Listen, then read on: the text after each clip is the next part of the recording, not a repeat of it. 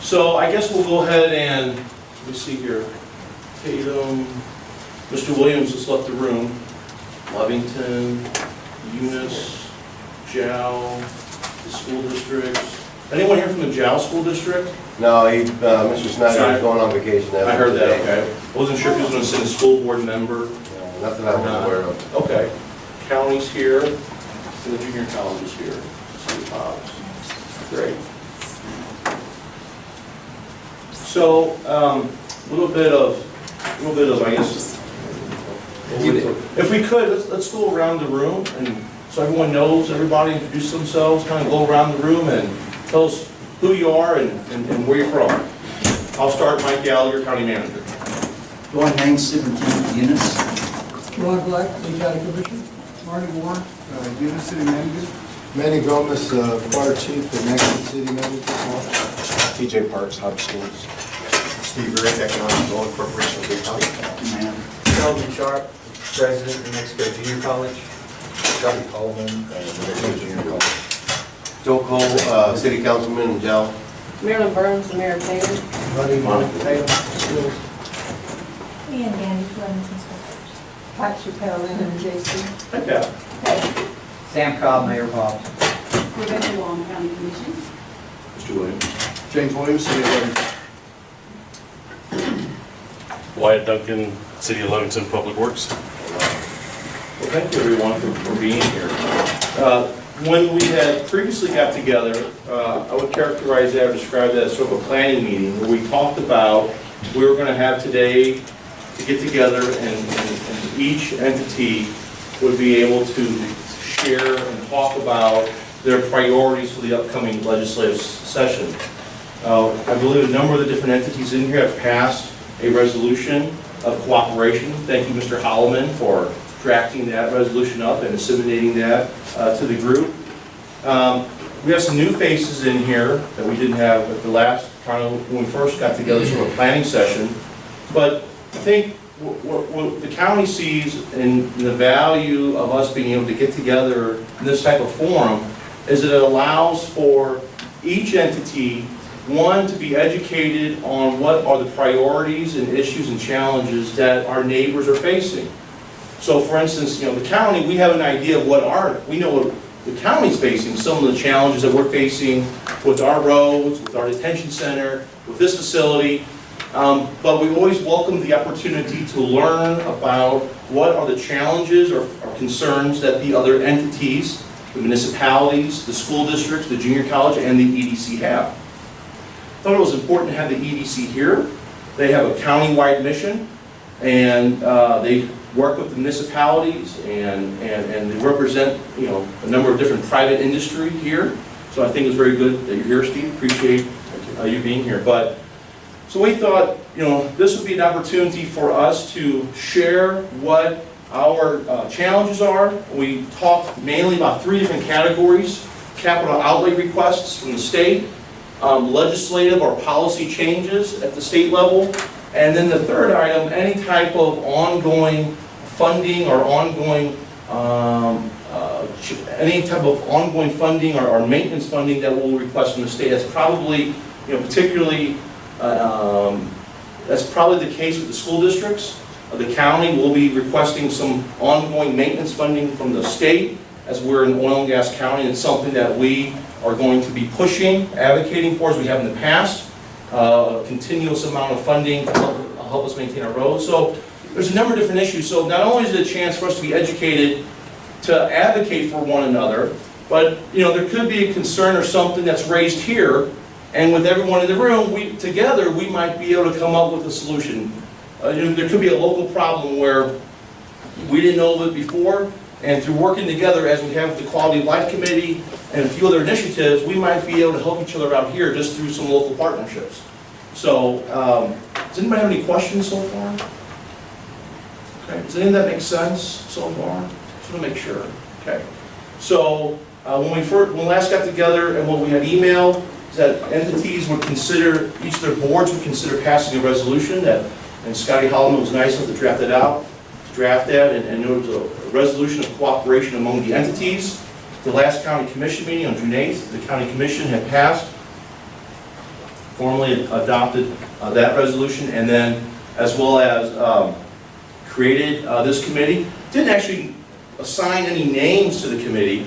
Didn't think that was the right approach, because as your organization changes, or as the leadership in your organization changes, then the representation on this committee may change. So we just had it to where each entity would be represented, and here we are today. Any questions so far? It's kind of warm in here. 72 degrees. Thanks, Curtis. I appreciate that. You're a real sport. So what I recall that we said we're going to do today is that we're going to take today and the entities we're going to share with the group some of your priorities. Is everyone okay so far? Looking for a little bit of feedback, make sure we're okay. Yes. All right, great. So with that, who would like to go first? I'll go first. James, you're a guy. Step on up.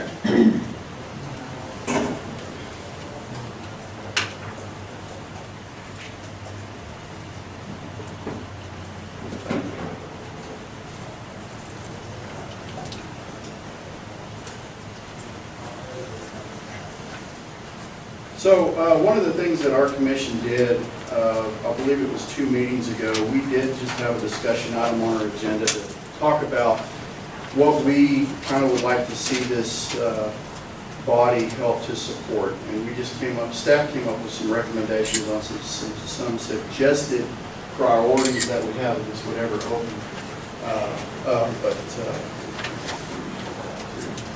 So, of course, we're always looking for capital project funding. A couple of items that we've identified really help to address some of our infrastructure needs that we have in Lovington.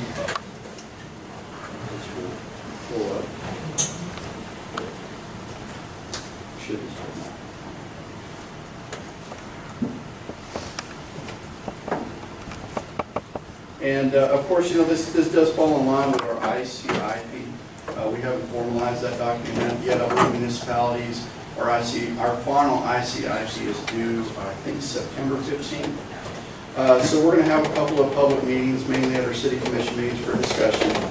We'll allow public comment on our ICIP. Staff right now does not anticipate any changes to it because we feel that all of the projects that we have are of the same importance as they were previously.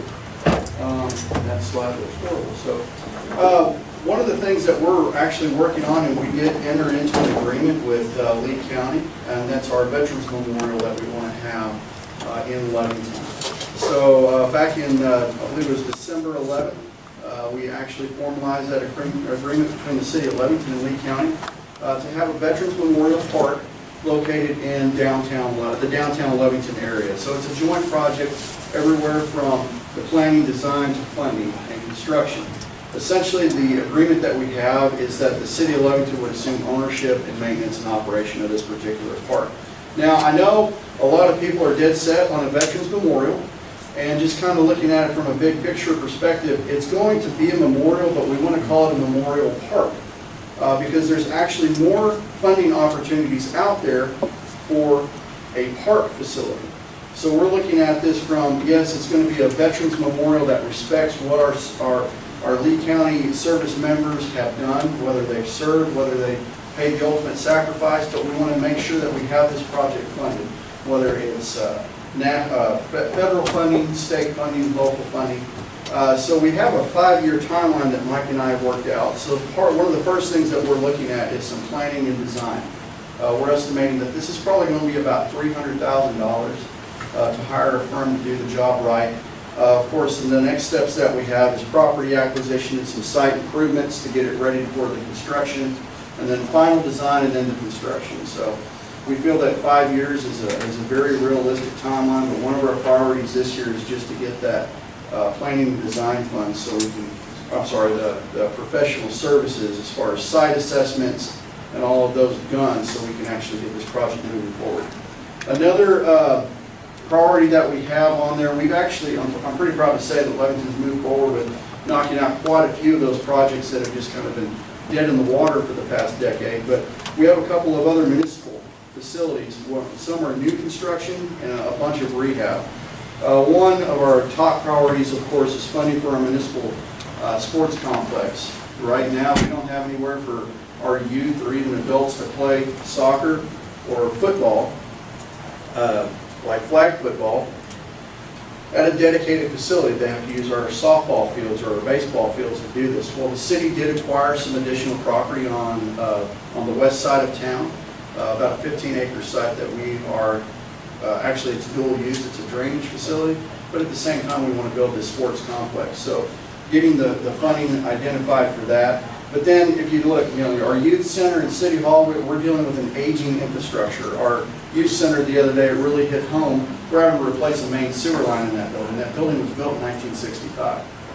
And it's just one thing after another. I know, what was it, 7 or 8 years ago, it underwent a pretty extensive remodel, but unfortunately, if you fix one problem, you move on to the next. City hall, this is something that we would eventually like to long-term. Granted, we have other needs that will take precedence over that, but the fact is we're out of room at City Hall. Record storage offices, we're a growing community, looking long-term at additional staffing needs and space. We're eventually going to have to enlarge or actually rebuild City Hall. We do have some other facilities that are aging. I can't really specify what those are yet because it's in the very early conceptual stages, but on our ICIP, these items will be formally addressed. When we were looking at policy issues, let me change the background so y'all can read that.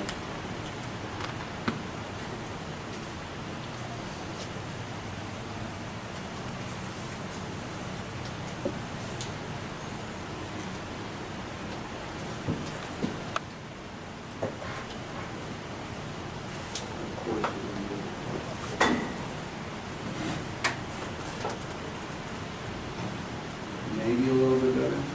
No. All right, so one of the things that we've addressed, of course, is operational funding. So looking at our law enforcement protection fund, I'm becoming more and more familiar with law enforcement protection fund because a lot of it was very similar to how our state fire protection fund was created. But essentially where the revenue stream for this particular fund comes from is it's a 10% of all of the taxes on your insurance that you pay in New Mexico gets allocated towards the law enforcement protection fund. Really couldn't get a solid number over what the actual overall number that this revenue stream generates for the state of New Mexico, but law enforcement only generally gets about $3.4 to $4 million per year. And this is distributed to your local agencies. It's based on your classification. So for instance, Lovington, we get a minimum amount of funding of $20,000 a year, but then we get an additional $600 per certified officer that we have. And really, I think this year we were going to be getting about $36,000. You're kind of limited on what you can use with this equipment. Really, it's used for equipping. You can't use it to pay salaries or any benefits, but typically we use this for capital improvements, and mainly we use this to, over the past couple of years, to outfit and equip new police units. Very insufficient. We know that we need more law enforcement out there on the streets, patrolling, keeping our communities safe. However, we all know that there's only one piece of pie and it only gets divided up so much. So any additional funds that we can use to replace that very vital and essential safety equipment would help. I know that the Municipal League and I believe the Association of Counties have worked on this several times, but it just doesn't seem to get any headway. So I know that that's one of our things that we're lobbying with, going to be lobbying this year, is let's make some changes to increase the amount of funding that's available. Even if they follow the fire department model where, yes, you're provided X amount of dollars for operational funding, but I guess reallocate some of that additional insurance money to a grant program. Fire Fund was successful in doing that, where gradually 100% of that fee off of your homeowner's insurance would go into the State Fire Protection Fund, but that's actually going into a grant program that I know that Lovington and the City of Hobbs, I believe Lea County have taken advantage of. And it's just a growing pool of money that enhances public safety. Another type of funding for public safety that we're looking at is the Emergency Medical Systems Fund Act. This particular fund, it's actually a general fund appropriation. They typically send out about $3.8 to $4 million towards this, but it is a general fund appropriation that originally was derived from what they call the dollar for life. It was essentially a dollar that you pay for every motor vehicle registration. There's been numerous attempts to increase this. Back about 10 years ago, they did, through a House memorial, do a study on this as far as determining what are the financial needs to run the EMS system throughout the entire state of New Mexico, and it was estimated at that time, I believe, I think it was 2006 or 2007 dollars, that they needed $8 million to actually fund an effective and efficient system. This actually goes towards, they dedicate quite a bit of funding towards operational funding. About 75% of the fund goes directly to the services in New Mexico. I believe we have between 300 and 400 services, EMS services, which may be a standalone service, or it may be a combination service, or even private service like AMR, ambulance or elite medical transport, that are eligible for this, but only about 109 services throughout the state of New Mexico are actually paid EMS providers. And not all of these services actually bill for transport. It depends on their equipment needs and what the PRC certifies them at. The rest of it goes towards our state trauma fund, which helps to fund hospital programs as well as EMS programs, and then the remaining 3% goes to fund the New Mexico EMS Bureau. So what we're looking at is there is a cap on the amount of funding that goes out to the local providers, which is $20,000, but that doesn't mean that you'll get it. I think Lovington, it's based on a pretty complex calculation where they look at your county geographic size, overall county population size, and then it's also your call volume, and it's based on that. I don't remember the total amount of dollars that Lea County gets, but there does need to be an increase in this. A lot of services, this is their only funding stream, and it's very expensive whenever you're looking at. Lovington just bought an ambulance with no bells and whistles, and it was $212,000. Of course, we're a higher volume service. We do transports, we do bill for services, but then you also have the flip side where you have a low call volume service. We have services in New Mexico that are still running units that were built in 1990. And they may be low mileage, but they just really don't have the funding to replace that. The Local Systems Improvement Grant, they do this through ambulance replacement, an ambulance replacement program, and usually it's anywhere from $500,000 to $750,000 a year that goes towards this grant program. But they use this to fund ambulance replacements as well as providing equipment and training to providers throughout New Mexico. Typically, the way this funding stream works is they're only able to fund 3 ambulances per year through this particular fund. So I know that the statewide EMS Advisory Committee, which is a Secretary of Health appointment, they're revising what they call the EMS Legacy Act to start lobbying to see what we can do as far as any other revenue streams that can be captured and dedicated, and maybe remove this from just a general fund allocation and make it very similar to what law enforcement and state fire protection fund have. Of course, another thing that's very near and dear to my heart, and they've already kind of made some very important changes that I think that are going to work to our capital outlay process. Really, it deals with the paperwork, and I know that there's paperwork with every grant. However, the state is not all on board because you have administrative agencies.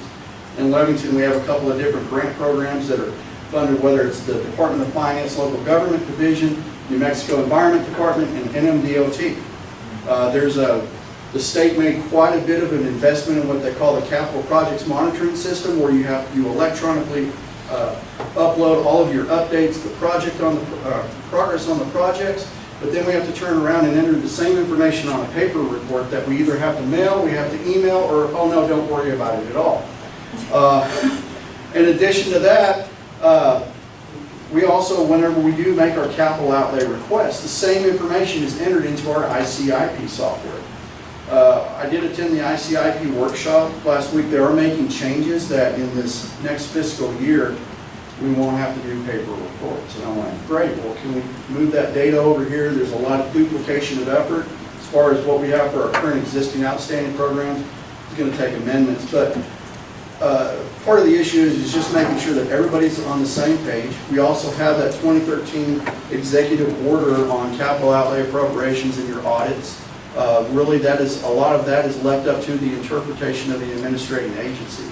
You could actually have 5 capital outlay appropriations, but depending upon who heads that agency, they may say, well, this project, you need a fiscal agent. Whereas if you have another, like an NMDOT project, they're saying, no, you're fine. So we need more uniform criteria as far as what are the triggers for fiscal agent requirements. We also, of course, have art in public places, which I'm still trying to comprehend that, but a portion of these capital outlay projects goes towards funding of art in public places. We built a evidence facility for our police department, but we couldn't have access to 100% of the funds because I believe $1,500 of it had to be spent on art, the designated catalog, and I really don't think that that is a good use for taxpayer funds, especially whenever you're talking about public safety. I can understand, other public buildings, but this particular project is not something that the general public goes into because it's a secure facility that contains evidence. And of course, we're always worried about preserving our municipal revenues. We want to make sure that the legislature doesn't make any changes in tax law to shift any of our tax revenue away, because that's what municipalities live and breathe on. It's just our GRT. So I know this is a priority with the municipal league as far as the strategies towards this and what we want to achieve. The city's goals fall in line with that. But in addition, and I'm sure that the gentleman from Eunice would elaborate more on the openness of government in regards to taxation and revenue. It does make it very challenging from a management standpoint to plan, but that's also making sure that we are getting what we are due. And I don't want to get in trouble. So, but that is all that right now that we have. This may change and evolve over the next month or two once we have more discussion. We definitely want to formalize what our top priorities are. That's all I have. Any questions? I don't want much more.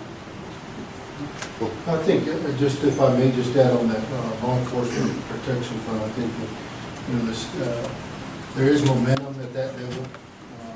We've exercised the right to involve the city and our officers in the shared cost at the 20-year veteran, those individuals that are patrolled and level at 20 years plus for retention instead of shared cost of $7,500 each year. For the completion, at the completion of that 1 year, the fund provides $7,500. The city will share that $7,500 cost. A total of $15,000. Hobbs does that. We just passed that. The commission passed that. Oh, you did? But the law sunsets in 2021. So it's again, but I think there's momentum in there to open that there because the city of Hobbs received $75,000 from that. It's a 50-50 match. Actually, it's good. Municipalities or county. Funding sunsets from the state. Dr. Moore? You go next. Oh, Dan. Ms. James kind of gave you the... Yeah. Feel like that was planned. It was. I feel like I'm in a Toastmasters class. Okay, and I don't have a PowerPoint because ours is pretty straightforward and simple. In words, in accomplishment, it's going to be quite the opposite. We have 3 main priorities that we're dealing with. Our top priority right now is dealing with our police and our courts. We have been able to work with Urenco and acquire the building called the Urenco Training Center right next to City Hall. We have a glaring need from public safety, from a code standpoint, honestly, the health sanitation standpoint, even for, to give you an example, our prisoners right now, if someone's arrested, they come in the front door, They go right by the open window of dispatch. They go right by our officers and other desks, down the hallway, then into the detention facility. There's all kinds of problems because we don't have that separation of them from our employees and those kind of things. It's a very cramped type facility. We have officers literally in rooms the size of closets where they have their desks. And so we work with Eureka, we acquired that facility. We have the architect's opinion, preliminary opinion of cost is $1.4 million for construction. And then we've got another $250,000, so about $1.65 million. It is the #1 request on our ICIP. In the current year, it's going to be, I'm sure, the #1 request in the upcoming year for our ICIP. That's our #1 priority. Our second priority is we have $150,000 in the bank and design completed for a second fire station. We have a lot of issues out with tank battery fires and grass fires. A lot of highway rescues out in the western part of town, heading toward the Monument direction, the Carlsbad direction, out a lot of those oil field roads back there. And so that is our #2 priority. Our #3 priority, I actually wrote down here, I want to make sure I have it right, is by 2020, we have been told by the state Environment Department that we are going to be in serious concern of threat for non-compliance, not in our wastewater treatment. We have a nice wastewater treatment facility, but in the disposal of the post-treated water. The nitrate levels in the land, the farmer we have contracted with, we are in exceedance in some of those fields. The well nitrate counts continue to go up. We are doing a lot of things to keep those levels, get those levels down and reduce. We're applying new bacteria and those types of things in our treatments to try to help that, but it's slowing the inevitable. We have put an application in with the New Mexico Finance Authority for a combination loan grant consideration. We know this is going to be expensive. We're going to have some, this is an issue that isn't going to be an outright appropriation grant. Obviously, working with the finance authority is a different situation, but it's going to cost us, what we'd like to do is to raise it to, it's a class 3 right now, which means you can't use it in anywhere where there can anywhere close to humans. We have a lot of lock gates and a lot of fences and that kind of thing right now. What we're trying to do is get it up to a level 1A. And our engineers are telling us in talking environment, they think that water literally will be near drinking water quality at that point, and we'll be able to go into Eunice Lake. And assist was supplemented of other water that we have that goes in there. We have some municipal water that goes in there. Half the water right now, or 2/3 comes from wells on site. So with the mixture of water, we believe we can do that. At least right now they're telling us that. So those are our 3 priorities. Like I said, simple to the point, but for a community of any size, I mean, these are going to be major things to get pushed, funded, and taken care of. Our immediate #1 priority is with the police and the municipal and the magistrate courts. The magistrate and municipal courts both are in the same building next to the senior center there in Eunice. Our goal is to get them into their own facility area. #1, we want to have the judges to have their offices in the same building as the courts. And 2, we want to make sure that they have secure access into their courtrooms and those types of things, for dealing with the public and other kinds of situations that might arise. So those are our main capital priorities. As James mentioned, we continue our constant struggle with the taxation and revenue department. One of the things, I know it's going to be a municipal league priority, but all of you that receive gross receipts revenues need to be aware they are continuing to drag their feet on transparency with the reporting. We can't even really have an idea of what to do or how to help. We have tried some things. The state, for example, came to us and said, all right, when we do our business registrations every year, include the their CRS number in the business registration form that they fill out. Well, we've done that. So then the state came back and said, well, I'm sorry, you have to come to Santa Fe to view the 455 report, which is the report of companies that actually pay taxes in the city of Eunice or in the county or wherever, whatever entity it happens to be. So that continues to be an ongoing struggle. I would say, I guess we're just gonna have to keep the pressure on as far as that. We're gonna be on board, obviously, with the law enforcement protection fund in that situation. That's us. That's our priorities, and any support we can get, of course, is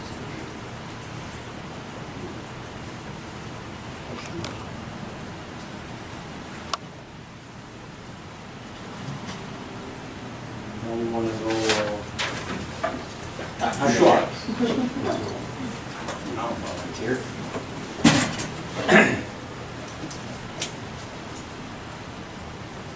Just a little update about New Mexico Junior College. Starting with capital outlay, we'll have two issues on the fall GO bond. There will be an issue for McLean Hall, and there will be an issue for infrastructure. Going back to capital outlay, you'll know that we're constructing the Allied Health Building as we speak, which is supposed to be finished in December, hopefully, so we can move up there in January.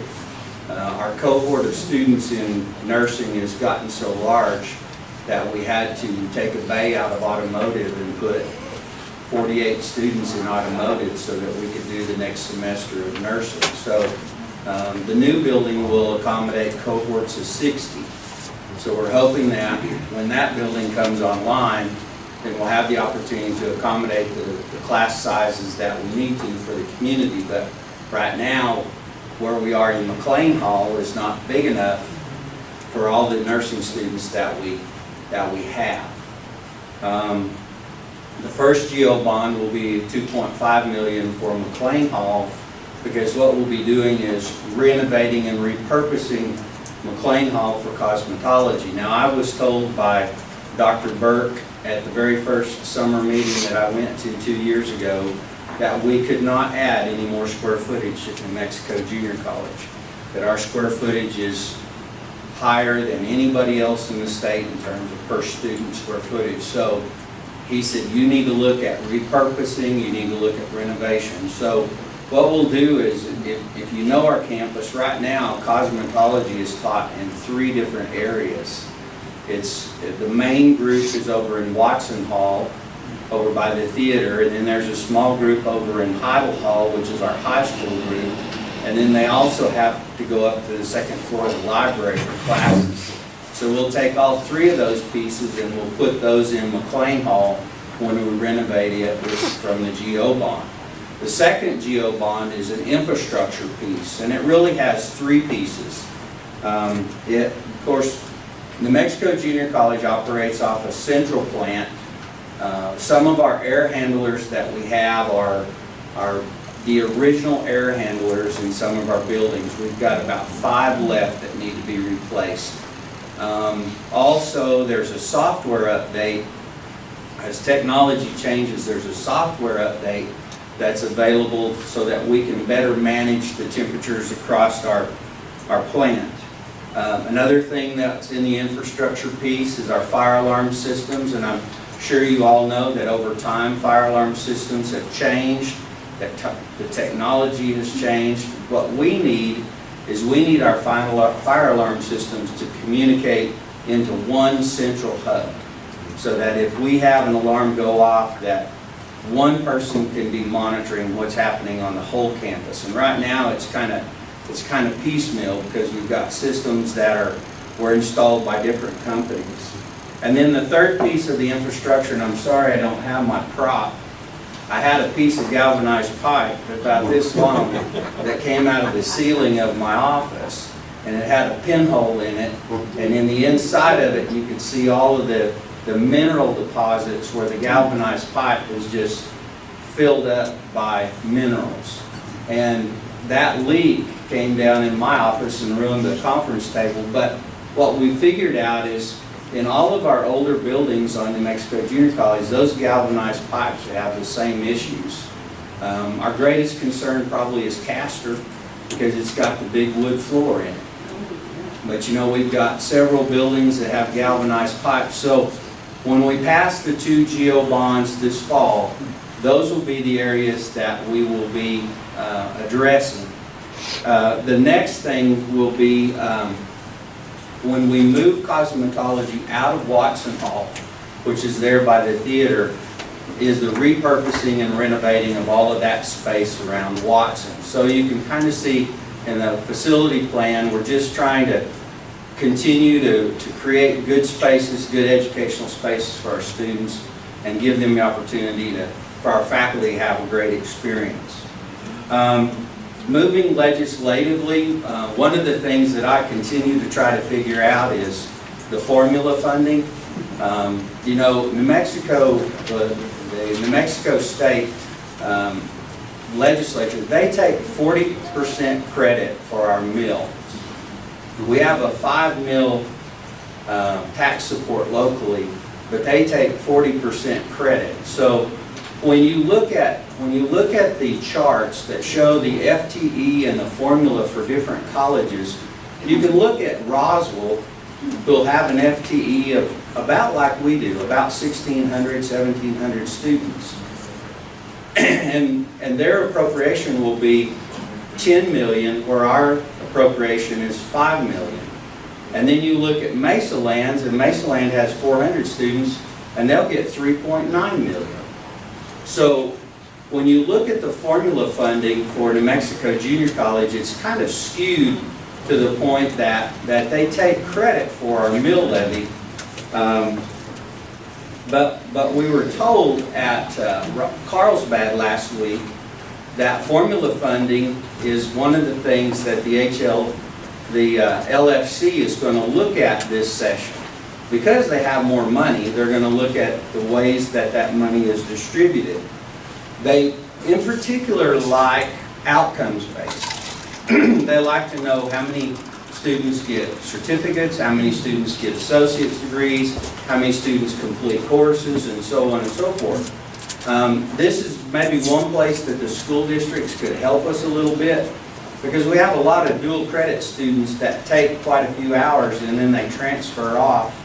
If we knew kind of where they went and we could follow them, if we could award them an associate's degree when they get up to 60 hours, that would help our funding. We track the ones that come to New Mexico Junior College and finish, but a lot of those kids, just like my son at Tatum, he had 40 credits. But if they go to Texas Tech or if they go to New Mexico State, we really don't know when they might have finished an associate's degree. And it would help us in the outcomes-based formula to know when and where those students are, so we could offer them an associate's degree and count them on our total.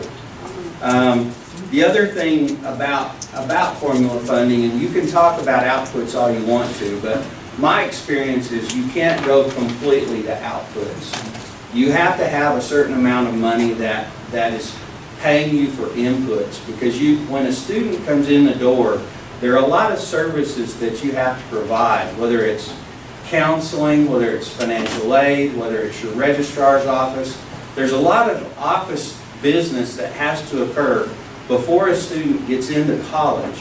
And if you put all the money on the outcomes base, there are a lot of students that it takes them a while to get to the outcome. And you continue to have to use those offices to support those students. So I made my point with the staff at LFC last week.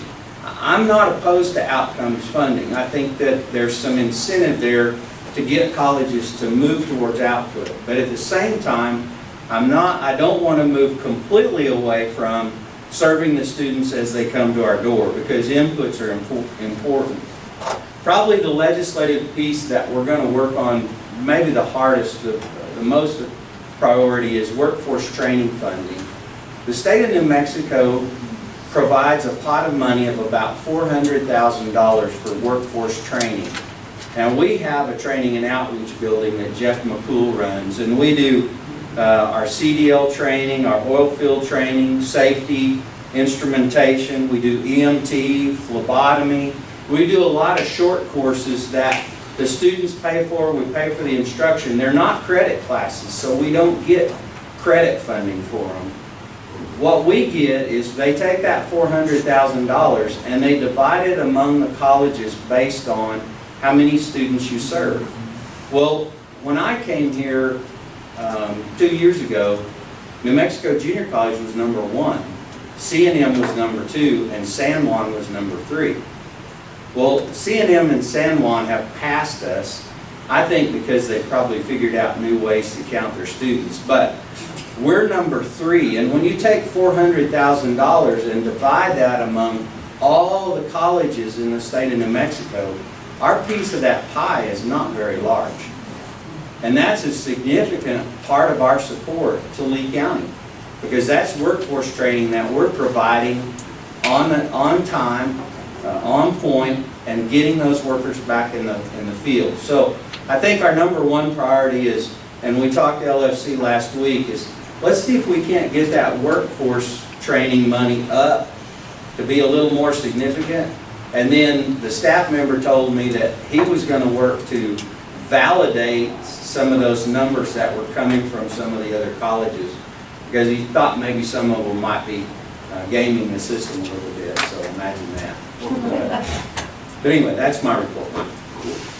Question? I do have a question. Is there any discussion, you said it's 400,000, is there any discussion on them trying to up the amount? That's our goal. And do we know how much they're trying to up it? No, but you know, when they came to Carlsbad last week, I mean, John Grattan is over there at New Mexico State Carlsbad.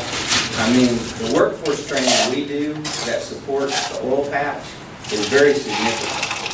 I mean, he's running safety classes over there all the time, you know, and he talked to the committee about you have to have those training programs so that those workers can understand the risk and how to avoid those risks and so on. So I think they saw, I mean, our CDL program is backed up 3 months in terms of students that want to take it. Well, so we bought another truck. So we bought a used truck for $60,000 so we could train more truck drivers. You know, so would it be better to buy a little nicer truck? Sure, it would be a little better to buy a nicer truck, but the point is there's not enough money that's distributed to support all of those things that you need to do for those companies. There's just not enough money there. So workforce training, that's a number we're going to try to push up. Anybody else? Why is it set at $400,000? Is it tied to some type of funding that you know what it's tied to? It was higher when I got here. Let's see, it fluctuates based on where their money's at. Okay. It's just a pool that, you know, they can take away from if they need to, and they can put it somewhere else, but it really doesn't have, there's not anything that determines how much money goes in it. But when you've got colleges the size of C&M, and then, you know, and then of course San Juan is larger than us, but they're not, the activity up there is not near what we're seeing down here. But if we could get more money in that pot, you know, there's an opportunity for us to maybe do a better job of educating those students. So. Do you have any idea how many colleges that is that's divided up to 100,000? 21. 21, okay. But some of them don't have very significant, you know, like Mesa Lands they don't do a lot of industry training, but it's divided up among all 21. Good question. Thank you. Just a quick note on that program, that CDL program. I'm a graduate of it. That's where I got my start 7 years ago. And then basically got in the office with an oil field company and basically worked my way up, and now basically was awarded to city councilman. So those things can happen. It's a really good program. Don Pearson was my instructor. Fabulous time for 2 weeks, and I had my CDL, and then I've made money ever since. And so just a thank you. Yeah, absolutely. Great success story. Yeah. Thank you. Well, and that's for all of the students. It's just, how do you serve more? How do you get more out there? Okay, little different approach perhaps from the Economic Development Corporation, maybe more from the business perspective, but I think you're all aware, a lot of what we do in the other economic development groups in the chambers really ultimately drives certain generation of property tax and gross receipts tax and all that good stuff. So this is really more from a business perspective, and I do want to apologize. Our chair is Ben Smith. He was unable to make it because he had a conflict with interrupted part of his morning today, so he couldn't make it. Apologize for that. So in front of you are 5 different priorities for the EDC. One would be, this is more of a blanket statement that you would probably expect from a county economic development organization that serves the communities as well. And that is really two-sided. A, to support proposed legislation that would or changes in regulations that would foster growth and vitality of oil and gas and other energy enterprises within the energy sector within the southeastern part of the state. And then also opposition to any proposed legislation that would unduly harm the energy sector. And I think we all see, as you look at particularly the election era rhetoric that's out there right now, it sure looks like we're going to be collectively playing a lot of defense here. And we're going to need to really, I think it reinforces the importance of collaborating like this, because I think we're going to be under as much pressure as we have for a long time in terms of protecting the businesses that really drive our economies on a fiscal basis. Out there when you have statements, that vastly increase the percentage, let's say, would go to oil and gas operations on state-owned lands, for instance, or some of the anti-fracking rhetoric essentially learned from some of the gubernatorial candidates, including the individual one Democratic primary. So there's going to be some real challenges. And of course, for a lot of us, it's like, well, how much of that was rhetoric and how much of that is really going to be reality in terms of proposed legislation? But it really poses great threats to our livelihood and everybody's fiscal base and economic base within the county. So that's a blanket statement there. Second would be, as we know, produced water is a huge issue. You're producing 5-6 gallons of water per gallon or per gallon barrel of oil. There's a lot of water out there right now. And talking to some of our members, EOGs and others that are out there, they just can't inject it as they have in the past. There's just too much of it, and they're worried about seismicity and things like that. And so everybody's looking for solutions right now. And so in talking to Cabinet Secretary of the Clean Water Energy Department and others, they've indicated that there's some challenges legislatively to be able to use some of that water, which obviously is important for all of us. And so one little plug I'd like to make would be we have our second annual New Mexico Energy Plex Conference coming up on June 26th right here in the Event Center. If you're all busy people, I really encourage you to attend at least part of the day and have your colleagues attend, because I think there's going to be really good information because, as you know, kind of the head of the pyramid of the food chain would be the oil and gas producers. And so most of the large producers in the county will be at this conference. They're all going to have 3, 4 to 10 people here. Concho, EOG, Chevron, Marathon, just go XDO, right down the list, and they're all going to be here and going to be on our panels and sections. So I think we're going to get pretty good information in terms of the issues that you deal with, like workforce development and training and roads and housing, those types of things. So June 26th, if you join us, we'd love to have you. Part of why I just brought that up is because we've heard there's a panel with the Cabinet Secretary, Deputy Cabinet Secretary, and also the Division Director from Energy, Minerals and Natural Resources is going to do a panel, and they have indicated that they're going to be proposing some reused water initiatives that essentially the administration has vetted thus far, and those will be essentially released at this conference. And so those who get interested in reduced water, I think would be a good thing to do. Number 3 would be, as has been alluded to by Marty and others, would be increased state of New Mexico funding for roads and other infrastructure necessary for oil, natural gas operations. You all do it as a day job, but it hasn't eluded us on the economic development front. It's kind of like, hey, we'll take the money, but we really don't want to put any money back into infrastructure to support this industry where we generate so much tax revenue. So I think from at least what we can do, we're glad to support any initiatives in that area, because there needs to be better balance. We really see there's a real inequity there, and it seems to be that's a consistent theme in terms of resource generation from this part of the state versus what comes back. whether it's a municipality or a school district or a county or whatever. And so I know the county's working on that as well, the county group. 4 would be,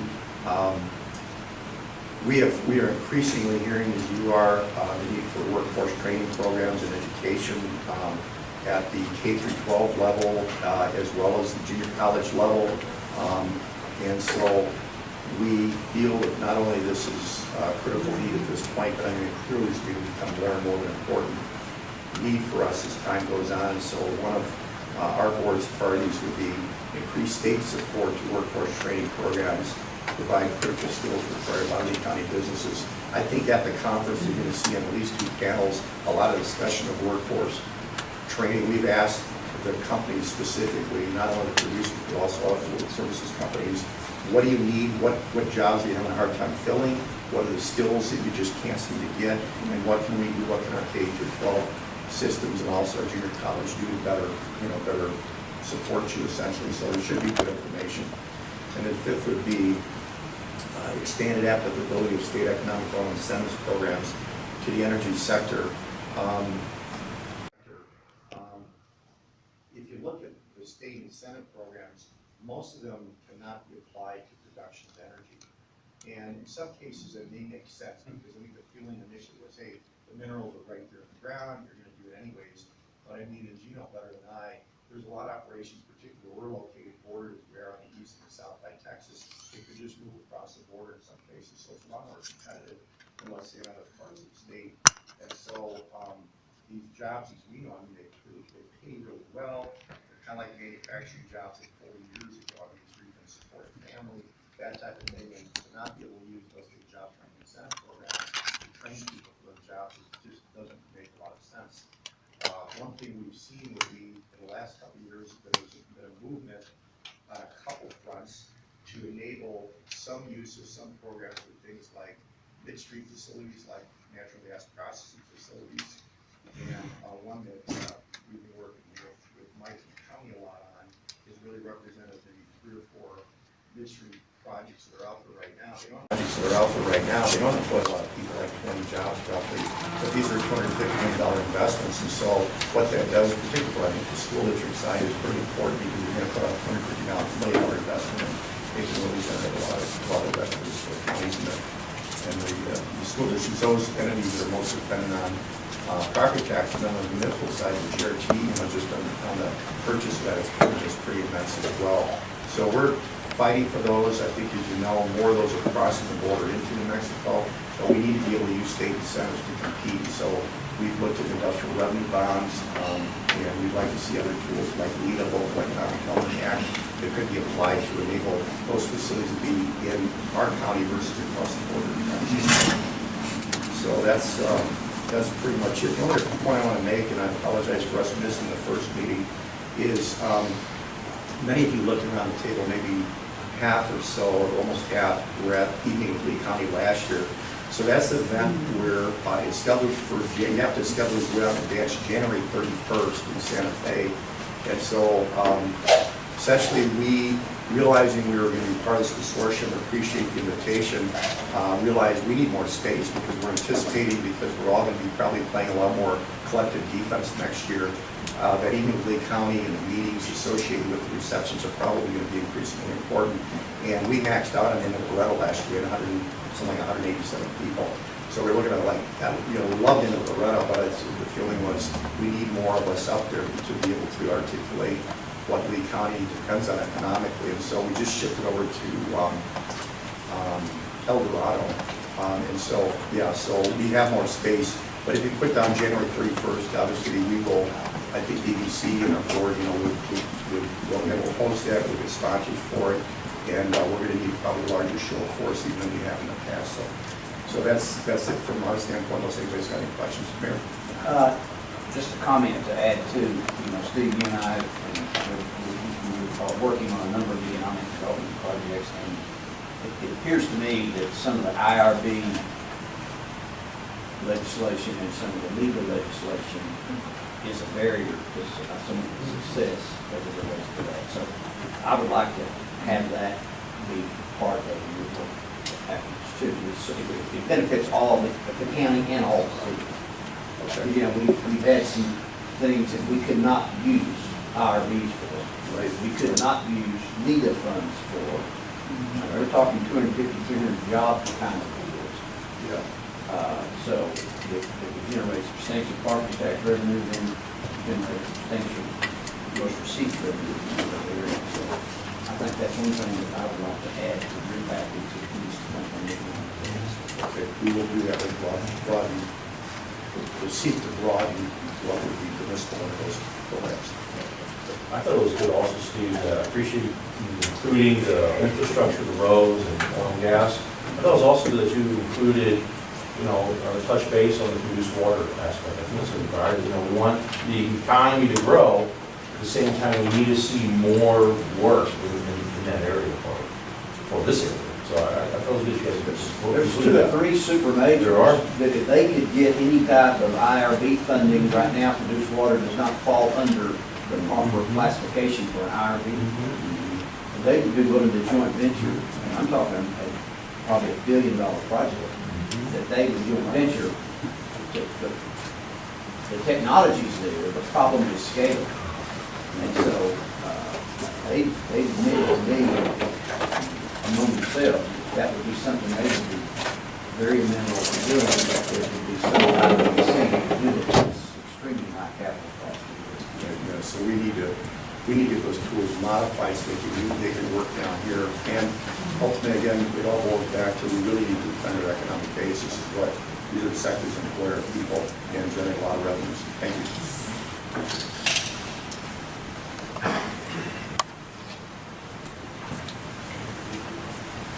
Anyone want to volunteer?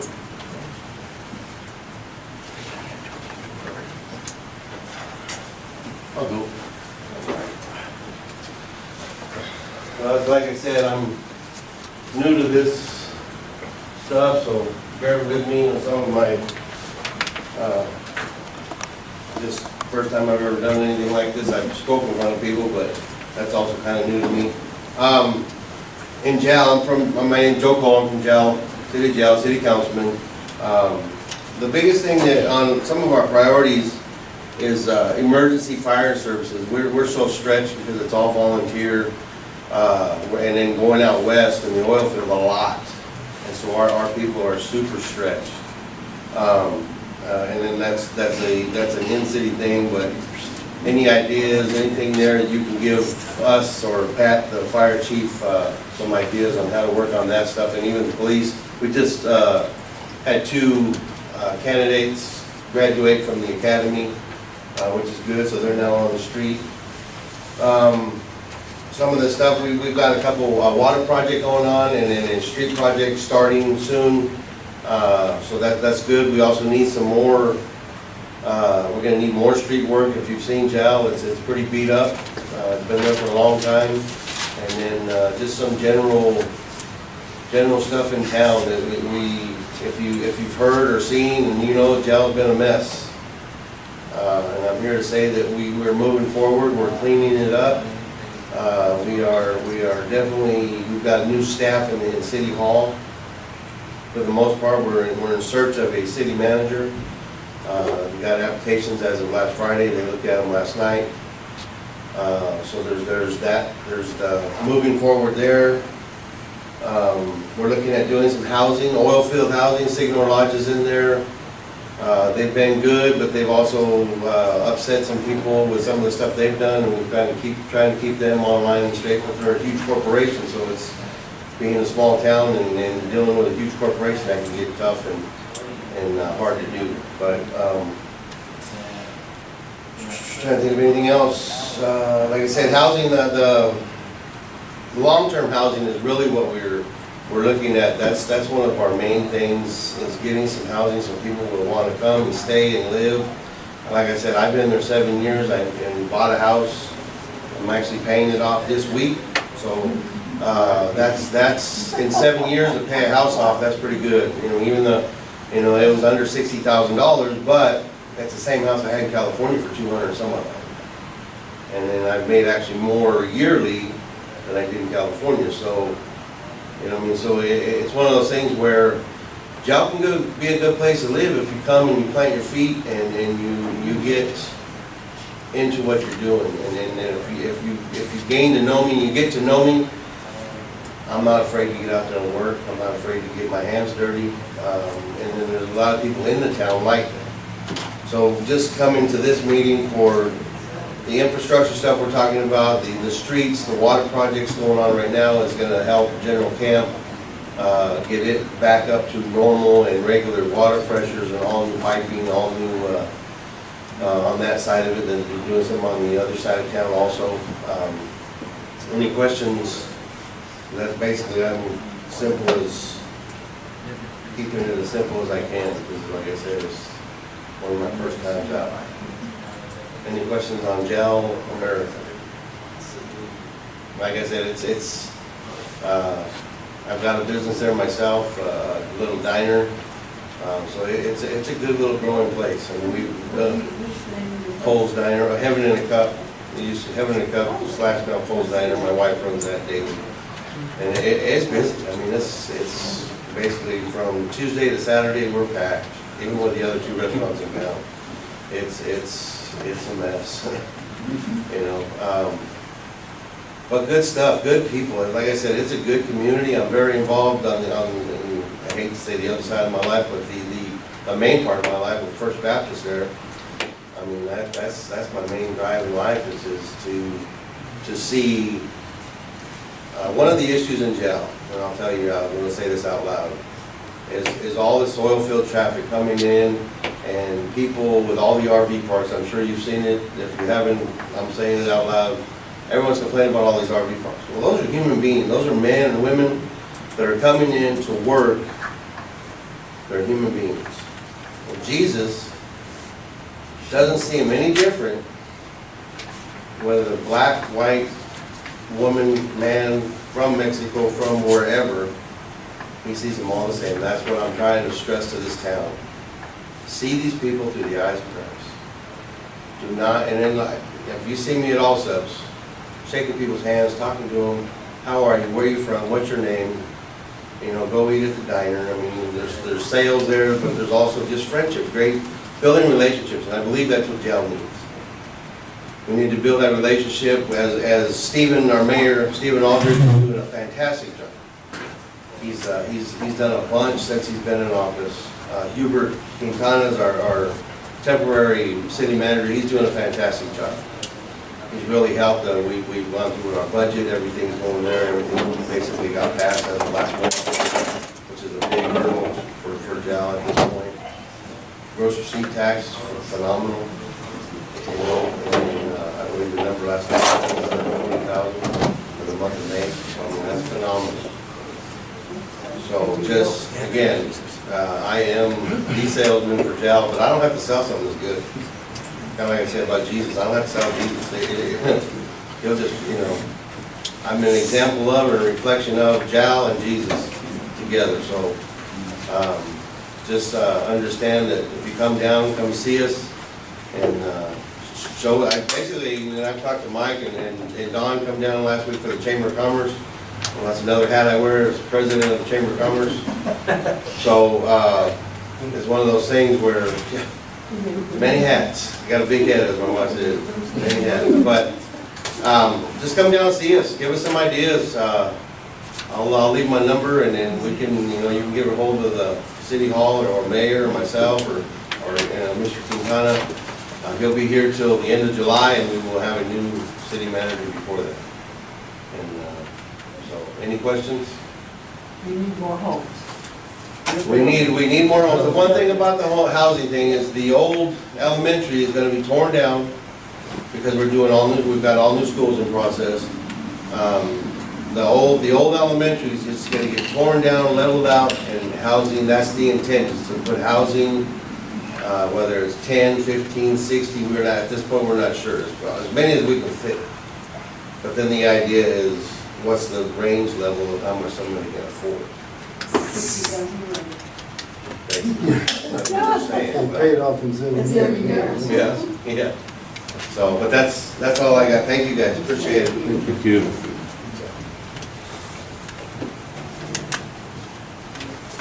So from Hobbs Municipal Schools perspective, our board and the board meeting, a couple of topics. I think 2017-18 was a tough year for public education in the nation, for safety and security. I think that's going to be on everyone's mind as they bring kids back. I'll be real honest, I don't know how much money you can throw at that problem and solve it, because I don't know that it's a solvable problem with money. I think it's, there are other issues that are out there, and I'm not going to give you personal opinions on that. I think roads are always going to be a concern with the amount of traffic that we have. We transport over 6,000 kids a day, and if you get out on the roads at 4:30 in the morning, there's traffic out on them right now. So we have a lot of kids that are transported in school buses, and so to keep those roads safe and secure and out there is always going to be a concern for us. We're not going to solve this issue, but equitable funding, public education. In 1974, the state of New Mexico passed the state equalization guarantee formula, which equalized down, it didn't equalize up. Hobbs Municipal Schools gets 9 cents back on every dollar that we send to Santa Fe. We average about $6,700 per pupil. The state average is over $7,800 per pupil. If we just had the state average per pupil, we would increase our $71 million budget by $8 million. We'd get a 10% increase. And so it's really difficult whenever you've got 10,000 kids, 1,500 employees, and you want at least per pupil funded districts in the state. But I can tell you, I've testified on that multiple times, and we get no sympathy. For whatever reason, they still have the eyes of 1972, everywhere else, and they think that Lea County is a wealthy place to live. They think that we are rich school districts. They don't take into consideration that the equalization takes from us. And so I don't know that you're ever going to get legislation passed, because you're never going to get the Rio Grande corridor to get those, again, the pies on the super. And then the biggest thing that we've got going with Hobbs Municipal Schools is the emphasis with career and technical training for our kids. I think public education has done a real disservice to a lot of our kids. We've pushed the vast majority of our students into college, and I think a lot of those kids went to college because they didn't have any other choice. And if we could get proper career and vocational training to those kids, we know that they could either prosper as they went out into the workforce, or continue their vocational training through New Mexico Junior College and could really have a quality of life. If you look at it empirically, as someone gets a higher paying job, it helps all of us. It's an economic development driver. It's a quality of life driver. The oil and gas, although that it's thriving right now, I don't think that there's a single company, and I would venture to throw Merrick Hobbs business in with this. I don't think there's a single company in Hobbs that's fully staffed. And a lot of that is not just people, it's people who have skill sets. And so in public education, I think we've done a real disservice because we've done away with that. We've pushed people into college. And to retool that's going to be a difficult thing because the colleges have gone away from that as well. So to retool that, we're probably going to have to go through the alternative licensure to get people out of those trades to teach those classes. But that's really our focus right now. If you read in newspaper articles, which must have been a slow news day, that's really everything that we talk about is going to be career and vocational training for our kids. We have over 60% of our kids at Hobbs High take AP classes, so we feel good about the kids that have that skill set to go on to college and excel. It's the kids who don't have that mindset or really don't want to go to college and want to do something else. I think that we're really doing a disservice to those kids. Because we're not providing them opportunities for them to graduate. So, that's our goal.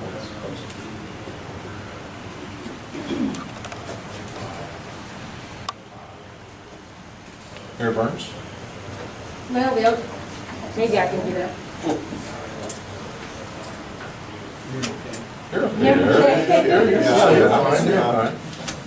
Mayor Burns had her knee replaced, so please.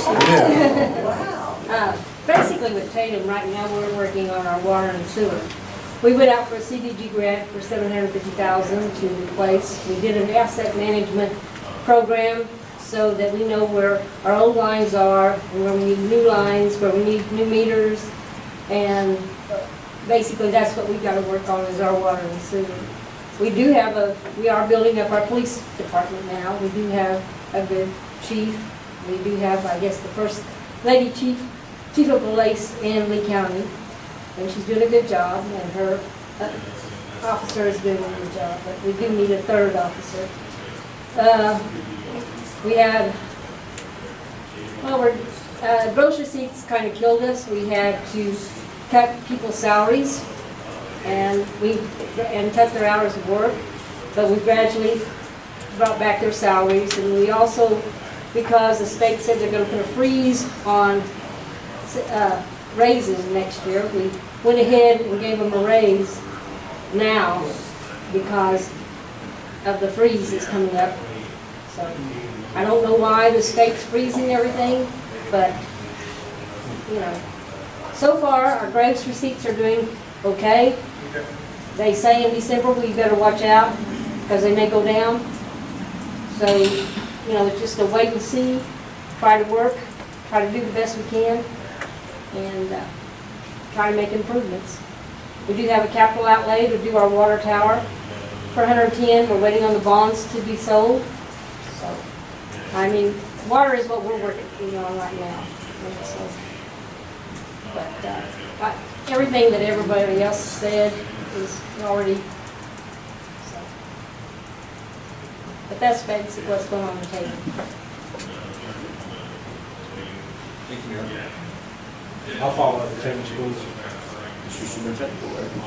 I'd like to thank the mayor first of all, because like TJ said, there are issues, safety is a big issue this year.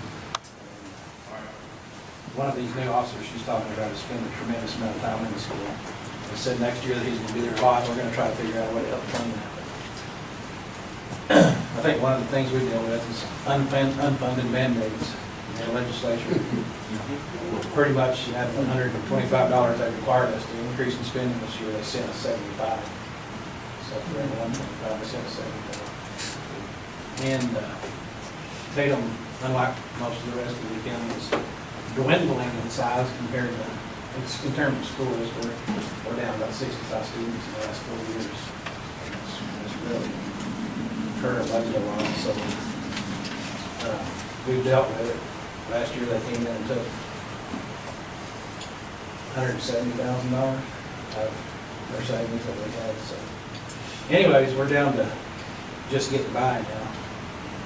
Hopefully we see some of that oil business move a little bit north. One thing we don't have in Tatum much of is social, psychological, mental health. We can't hardly hire anybody in Lea County. I think that's something that needs to be looked at countywide. When we look for those services in Hobbs, we can't even, everybody's so full, we can't get those kills in there. Not to get them help.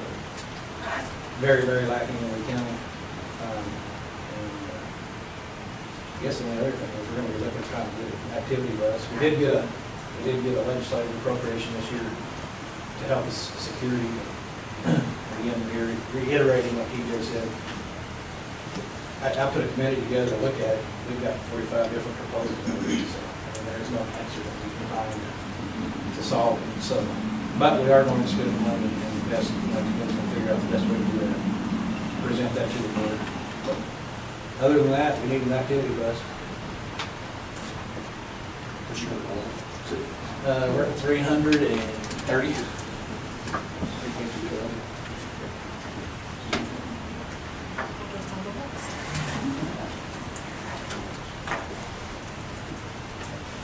In Lovington schools, we're not really different from the rest of the schools in the county.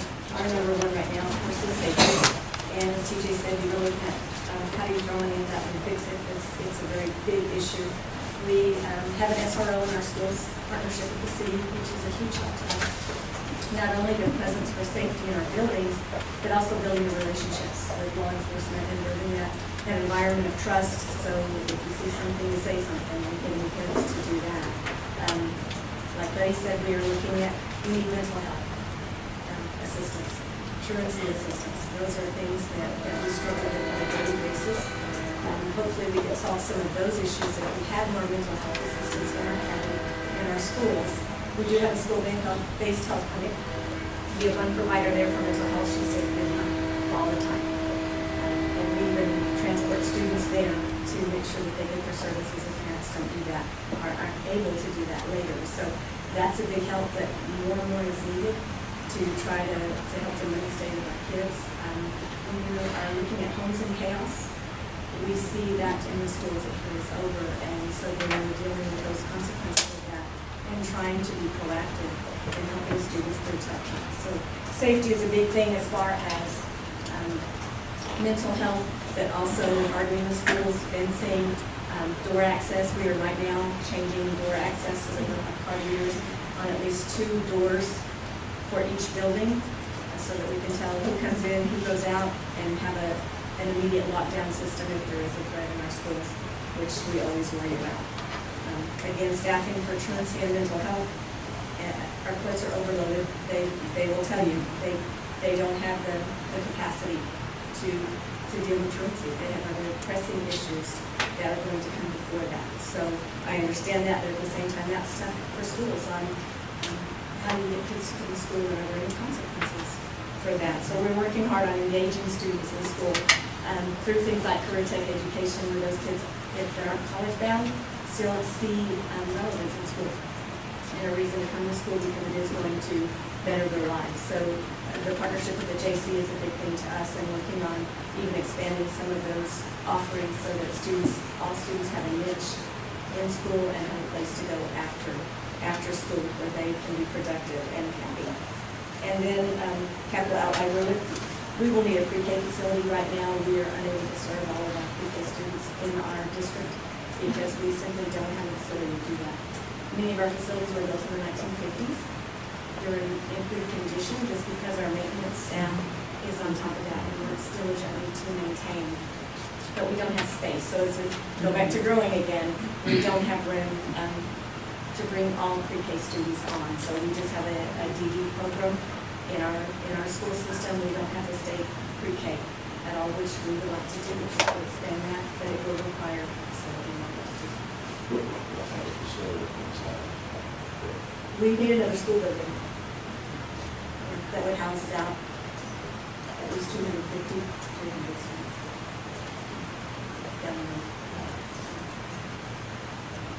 And that is our facilities master plan.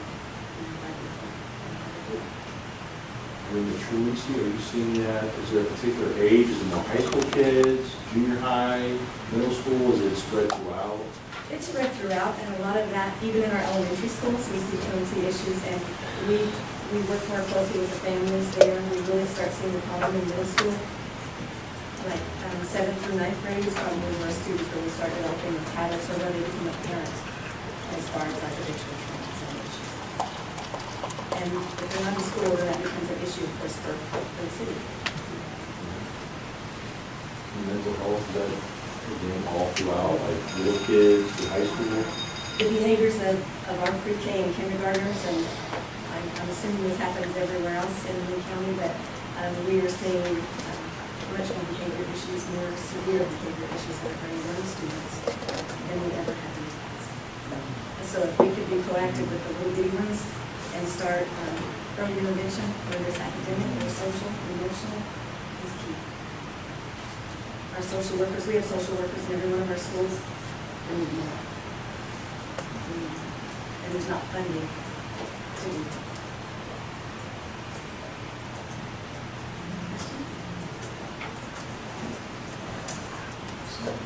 Follow up with superintendents. Well, I heard there were 3 superintendents in the room. I'm just going to tell you I'm one of the 3. That's a laugh, you guys know. Ladies and gentlemen, I follow a great group of educators in this room with Buddy, Leanne, and TJ. TJ brought up about vocation. Eunice Public Schools has actually experienced the hurt that you will have in a town and in the county when you have a lack of laborers. Whether it's in your plumbing, your metals, HVAC, things of those nature. I'm going to tell you they're just not out there, and we're not filling that void. One of the reasons that I see it happening is because of, we have taken vocation out of our schools.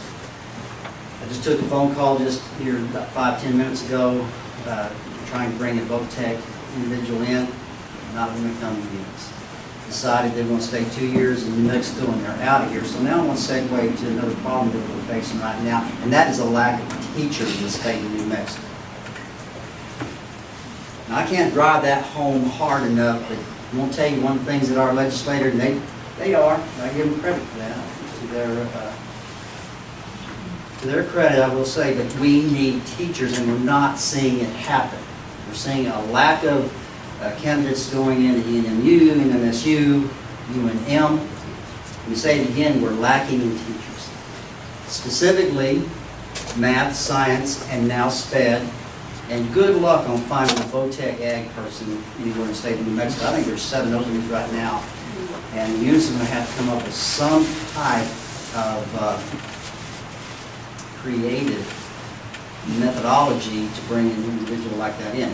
So one of the things I'd like to see our governor candidates answer is to that vo-tech piece, the vocation piece.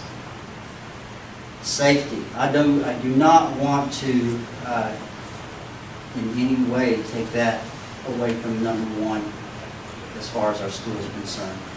Mental health is a huge issue. I can't impress upon all of you strong enough that in order for a child to be able to learn, they have got to have the tools to sit down or to work around, working group, collaborative, whatever methodology that we have. But they have to have the mental strength in order to do that. Now, the teachers, they're under a very steady line of evaluation to get things done. At the same time, they have to deal with the mental health issues of our children that are in the classrooms, and that's difficult. You've got 1 or 2 out of 20 in that classroom that you're having to work with. That makes it difficult. Again, lack of laborers is a big part of that. Eunice, right now, we're needing 3 special ed teachers and struggling to find those. We're needing a vo-tech, struggling to find that individual. We were lucky and fortunate to find 2 science teachers, although I feel like they'll be here about a year and they'll probably be gone. It's just a feeling that I have. So we're looking at that particular area. Eunice Public Schools has been blessed with bringing in some teachers from all over the state of New Mexico, and the thing about it is, folks, we want to see loyalty. Now I'm going to segue to another part, and Superintendent Parks thanks for bringing this up, and that's roads. And in that area of loyalty, I'm going to tie loyalty to 176. 176 is a highway just outside Eunice. You say, well, Mr. Superintendent, why are you talking about a road? I'll tell you why I'm talking about a road, because those roads are pipelines for my parents, for my babies that are in my school. And my son's a working paramedic in Eunice right now, and he sees too many bad things happening to good people who are out there working. And 176 has a stretch in there that is deadly. So deadly that it run me off the road, and I drive that big old Suburban out there. It's just a matter of inches. A couple of years ago, I drafted a letter to County Commissioner Fulfer on the Delaware Basin, and actually got out there and laid on the ground showing pictures of how it tore up the road again. Mr. Gallagher, you're going to get another letter from me quite soon. Appreciate the heads up, Superintendent. Secondly, I'm not running my buses out there right now. But I will tell you one thing, you get out here on the Hobbs Carlsbad Highway and you try to get up on that highway in the morning or in the evening time, and you have a slew of people. Not to mention what's going on back there at Orla, Texas. You used to run 110 miles an hour back there, you can't even run 20 if you're lucky. But that's a good thing. The economics in Lea County is absolutely amazing. We're an amazing county, pushing amazing dollars to Santa Fe. I want to go back, now I'm talking about safety, I want to talk about safety again, coming off the safety of the highway back to Eunice schools. We are working on bringing an SRO into the public schools. And yes, school districts could bring in a security company, but the security company is designed to do one thing: come in, take care of business, take care of bad guys.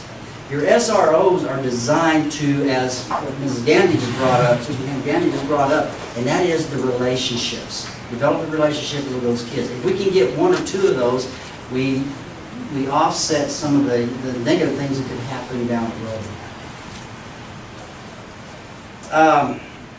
Capital. Mr. Sharp, I appreciate what you brought up about the pinhole. That's exactly what started in Eunice back in about 2010. It was a pinhole and a galvanized pipe under Medic Jordan Elementary that actually flooded an area bigger than this, almost 3 foot deep, destroying wood floors. Now, the elementary, I love old buildings. I absolutely think they have an aesthetic that kiddos have gotten away from as they grow up. But anyway, that started the whole process. $42 million later, we have a brand new elementary school. Our stadium had to be rebuilt. It was 1950s vintage. It was falling apart, cement coming down, so we had to rebuild that, and our field house had to be redone. We had to do some work as far as our middle school, but the middle school is slated for tear down probably within the next 4 years. So that'll be our next major project. Municipal Schools sports 843 kiddos right now. And we are growing, aside from what Superintendent Little told you on his end.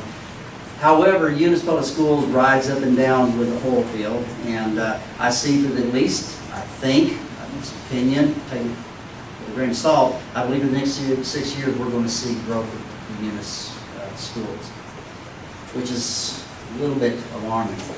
We do have a number of trailers that are coming in. I really appreciate what the gentleman from Jow said about, you're absolutely right, and I appreciate you bringing to the top of the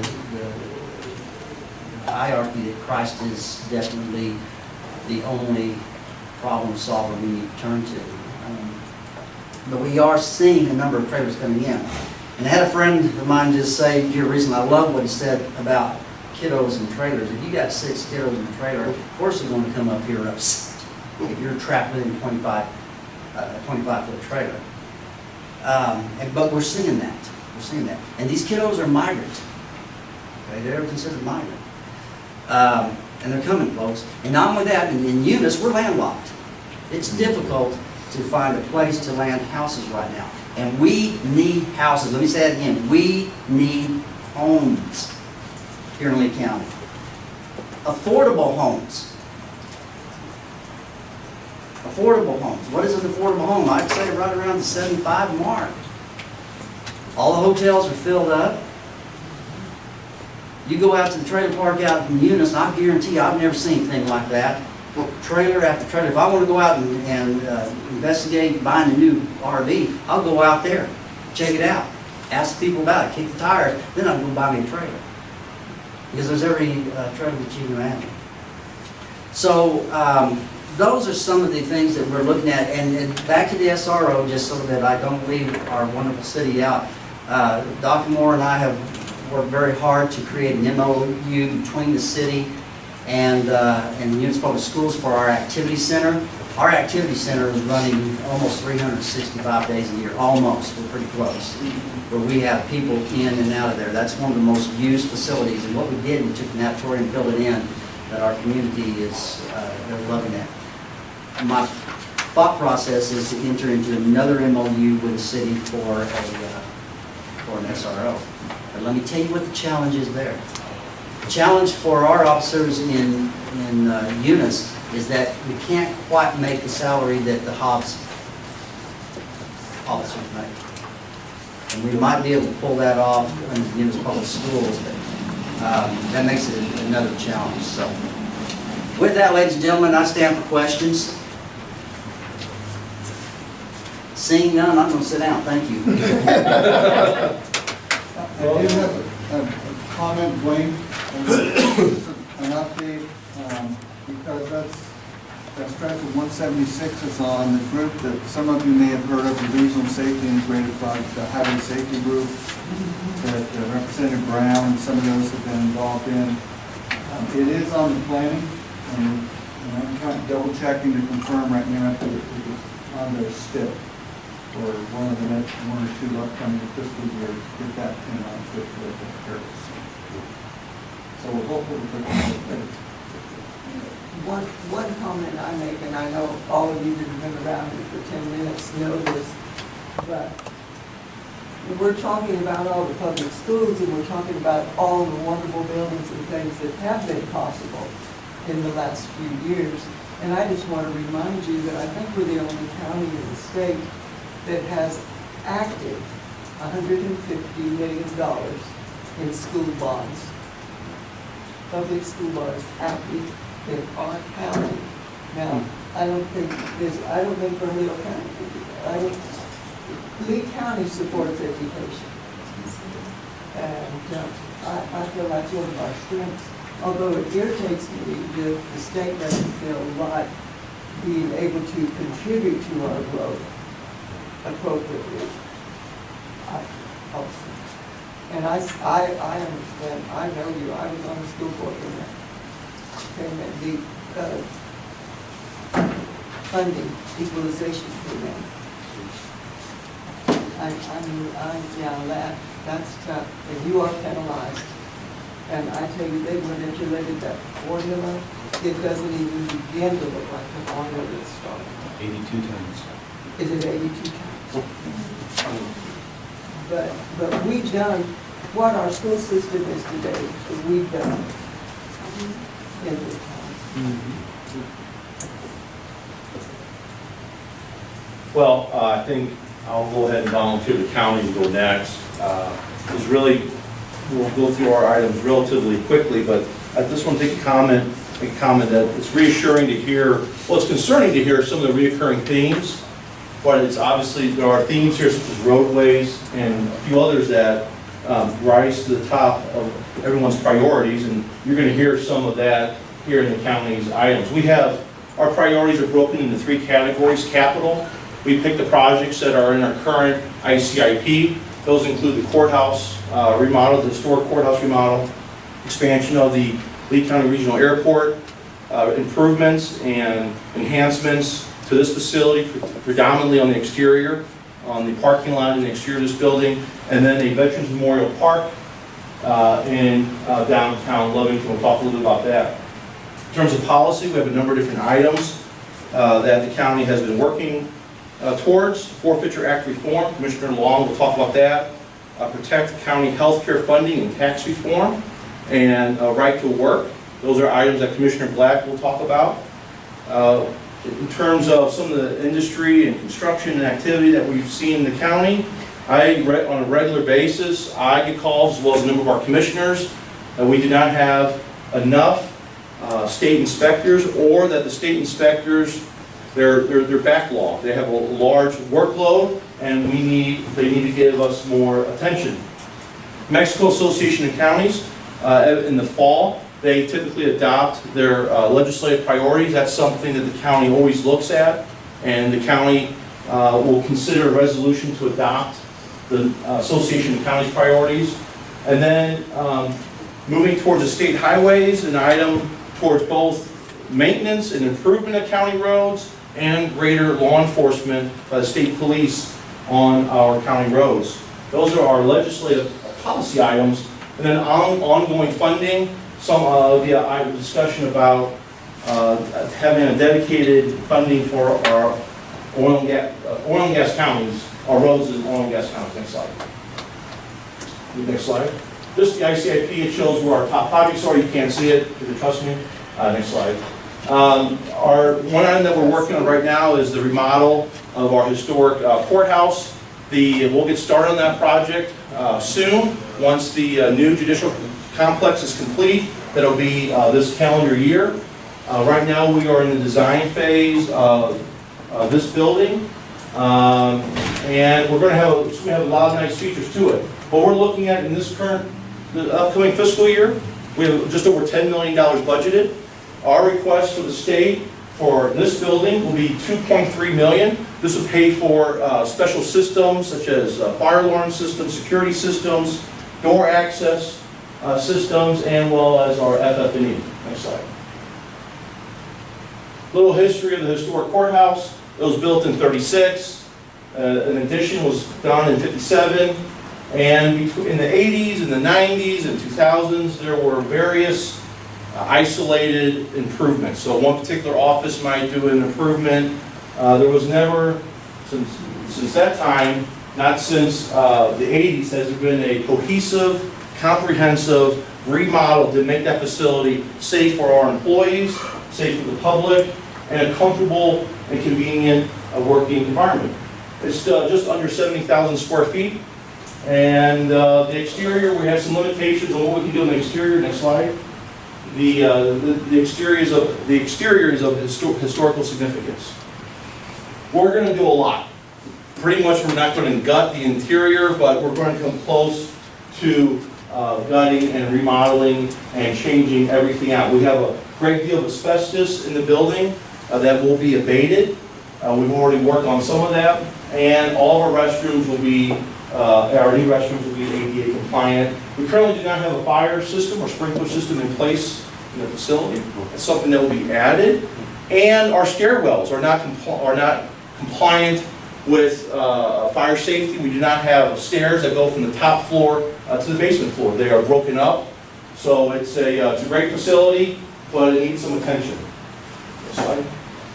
We'll just go through these quickly. This is on the south side of the building. Next slide. On the north side of the building, so right now we have one ADA access into our facility that's on the south side. It takes you into the basement. One of the design features that we're looking at is that we will have a switchback that will be in this area. This is on the north side of the building. That will take you into the existing doors of a ramp that will blend into the existing landscaping retaining wall. It won't be very intrusive. It'll be complementary to what we have in place. Now, once you get into the facility, then this will be handicapped access. Once you get in, then that ramp will take you into an existing office, actually the restroom, and then get you to the main floor level. So this remodel, it's really a large part of it is to make the facility more accessible to everyone in the community. Next slide. The west side of the facility, impressive building. Next slide. I tried to go back. I tried to get that guy in the picture. Go back. But he just wasn't playing along. Next slide. Really like that picture. A lot of the historical components of this, of the exterior. Didn't take pictures of the interior because I didn't want to offend anyone in any particular office, but it needs some work. One of the items that I'm excited about, for those who have been in our commission chambers, you'll recall the infamous pole that people like to stand behind. That pole will stay there, but the commission chambers will move. We're going to repurpose Judge Klingman. Well, we're going to repurpose one of the judge's offices, previously occupied by Judge Klingman. I think it's going to be Mike Stone's office now, or his judge chambers. We're going to repurpose that facility on the second floor, and the county commission chambers and executive session room will be there. Next slide. The event center, it's fitting that we're here. We are looking at a number of different improvements on this facility. We will be working with, or will have an invitation to work with the city of Hobbs and the junior college on this project, on this facility. There's lots of different items that we've identified in the county that need improvement. We don't exactly know what that would look like, but as we look to the core to the south, the junior college to the north, the Western Heritage Museum, the court, we have a lot of great looking facilities. And what the commission has said, and what I have believed and said, is that we believe that this facility, our facility here, can be a nice facility that can tie the two together. We're lacking in, we need, one of the items is just better pedestrian facilities. We have, as you leave the facility, take a look at our sea of parking, our sea of asphalt. We have not a blank slate, but we have a slate that we can, with some imagination and working together, we can make this facility something that's no less impressive than our facility to the south and to the north. Next slide. For this year, we budgeted about $1.4 million in the upcoming budget to start some design work on our windows and our doors and some electrical upgrades. You may know that this building is just right at 170,000 square feet. And I think what's important to note, next slide, is that this project was listed as the fourth, or it was listed in the top priority in the 2013 Lea County Recreational Plan. The Quality of Life Committee, a number of the entities in here were on that committee, identified this facility as an anchor facility, and we need to do some improvements to it. Next slide. So, a number of different items. Can you hit next slide? You might pop something up. No, okay, go back, I'm sorry.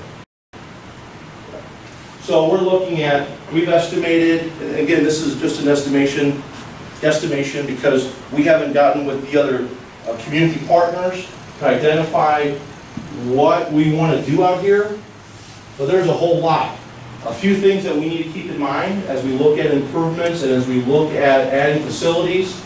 One of a great revenue generator we have for the county is the circus. The circus occupies this area, typically here. It doesn't have to just occupy that area, but it occupies this parking lot. We want to maintain that type of event, the circus and the carnival.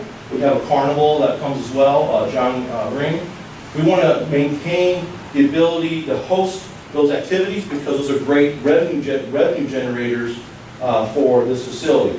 Exterior, we're looking at just north of $6 million to include pedestrian facilities, painting, maybe some landscaping out here, just a few variety of things. And then what's important and what I think the city of Hobbs and the county, what we need to, I think, put some discussion in looking at is how to, we have the health walk here, which is great, but I think there's an opportunity for us to better connect, have a facility that would better connect the campus and the court. Next slide.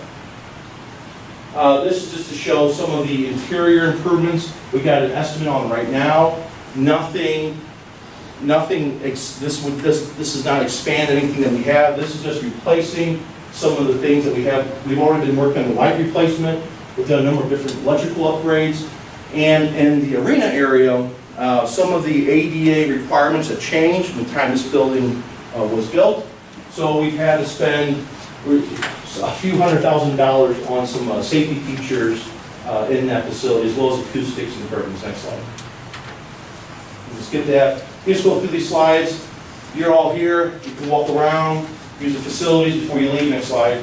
You can see some of the areas. Let's back up here. Just hold it here. This is the west side of the facility, the rear entrance, the parking lot. You can see this from Millen Drive. This is an area of particular frustration for me because it's an area that's not particularly nice to look at, and it gets a lot of traffic. And the same area out here in the main entrance. So we need to give it some attention.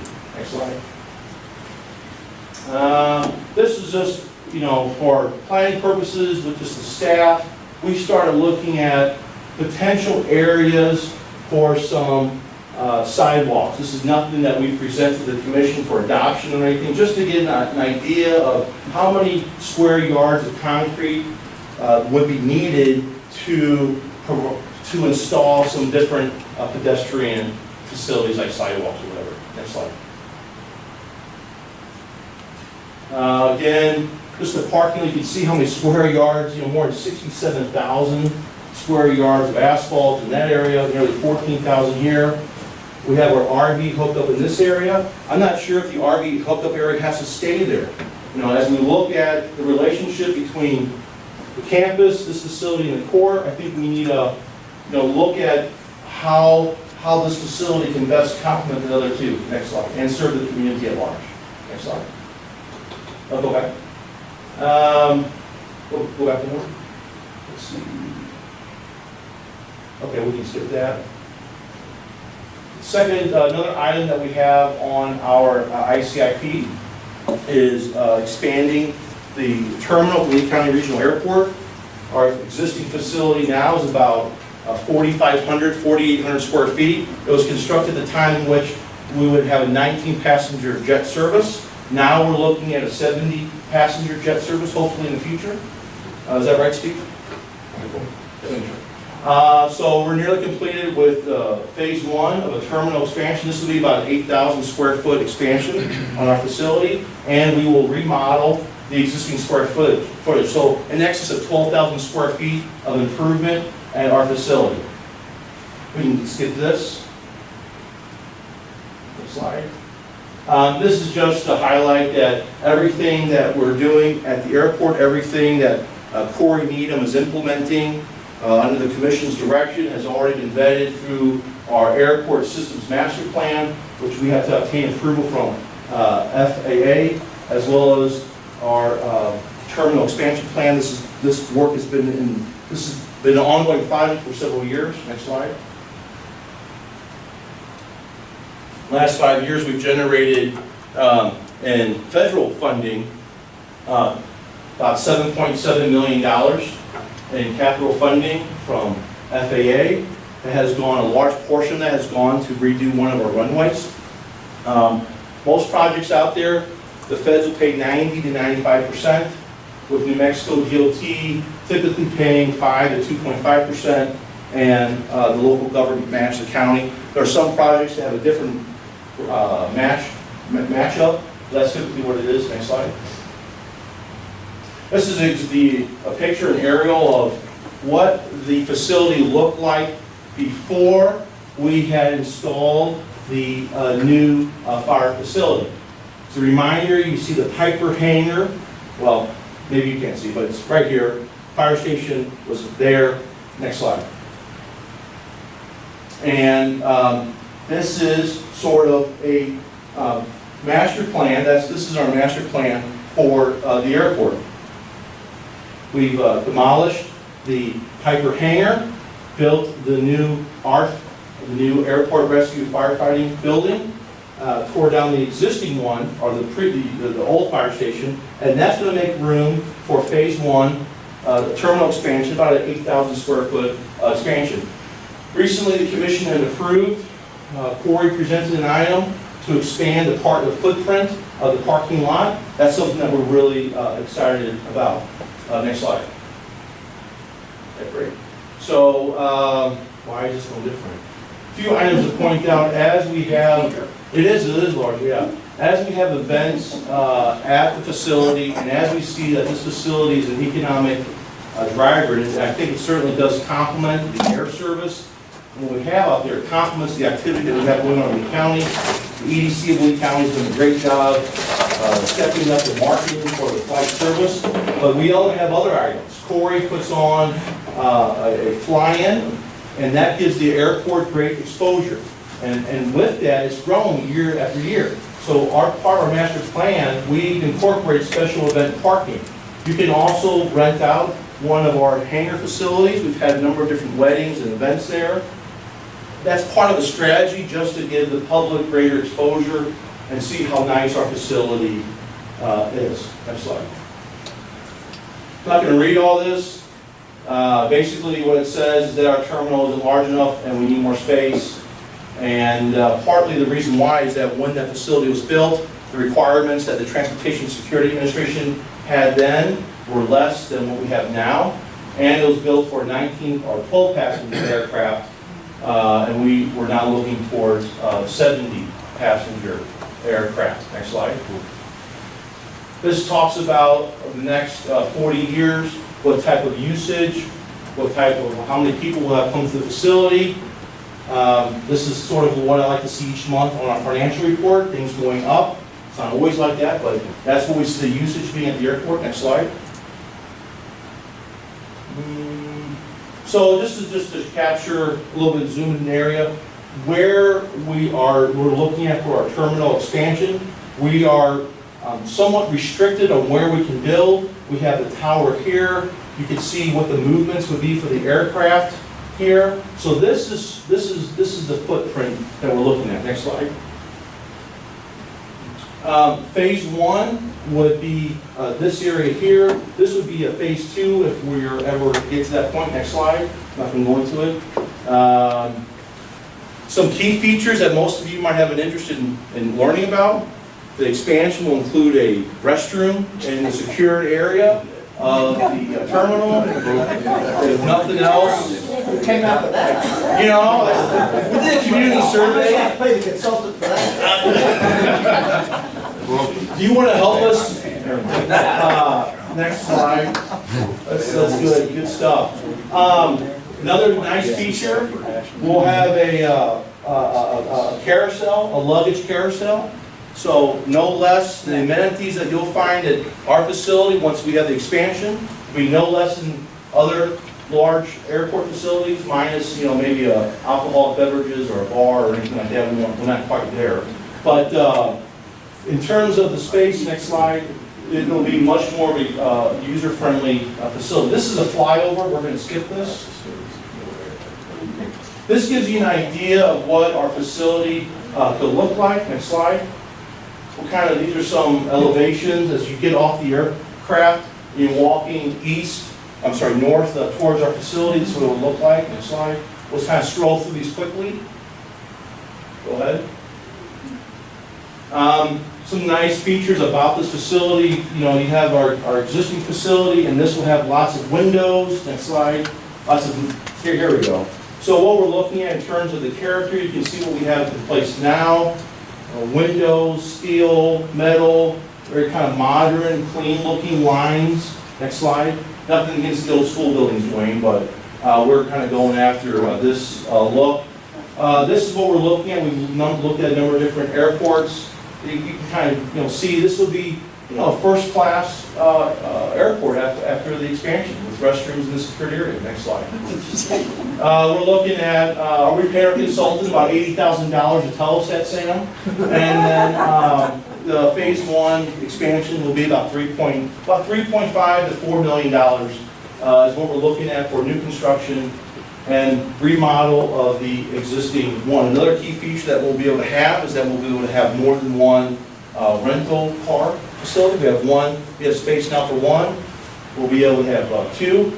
We'll also have space for vending services.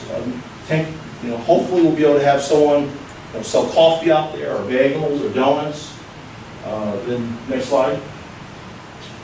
James Williams touched on this project. This is a proposed Veterans Memorial Park in Lovington. Next slide. James touched on this. We didn't even do these presentations. We didn't consult one another when we did this. We just did these on our own. City and the county each contributing $150,000 towards the project, hoping that we'll be able to leverage some funding from the state. Next slide.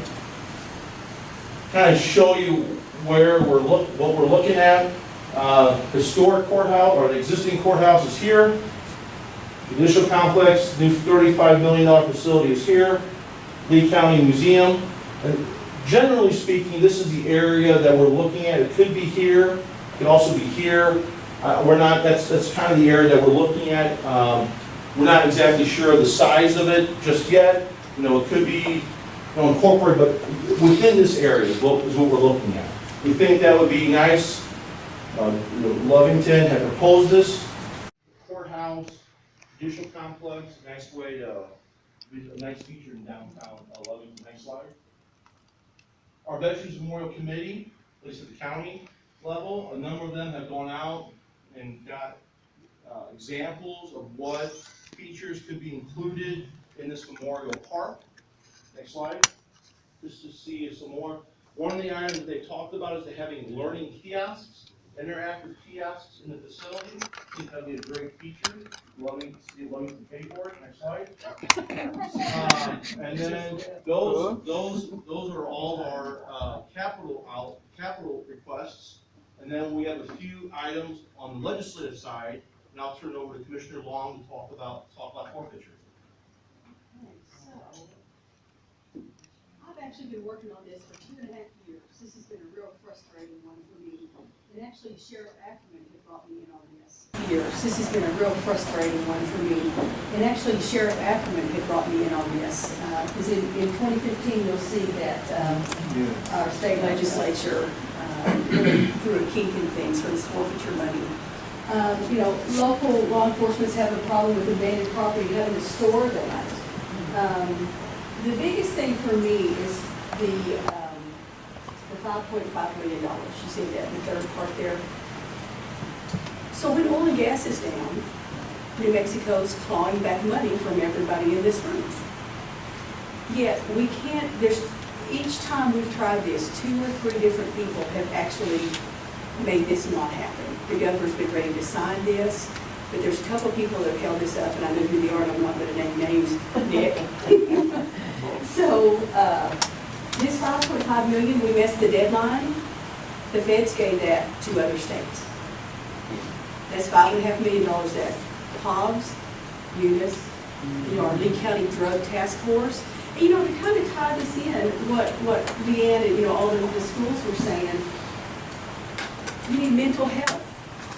We need more drug task force officers. We need to, and I again, for 2.5 years, this has been frustrating to me.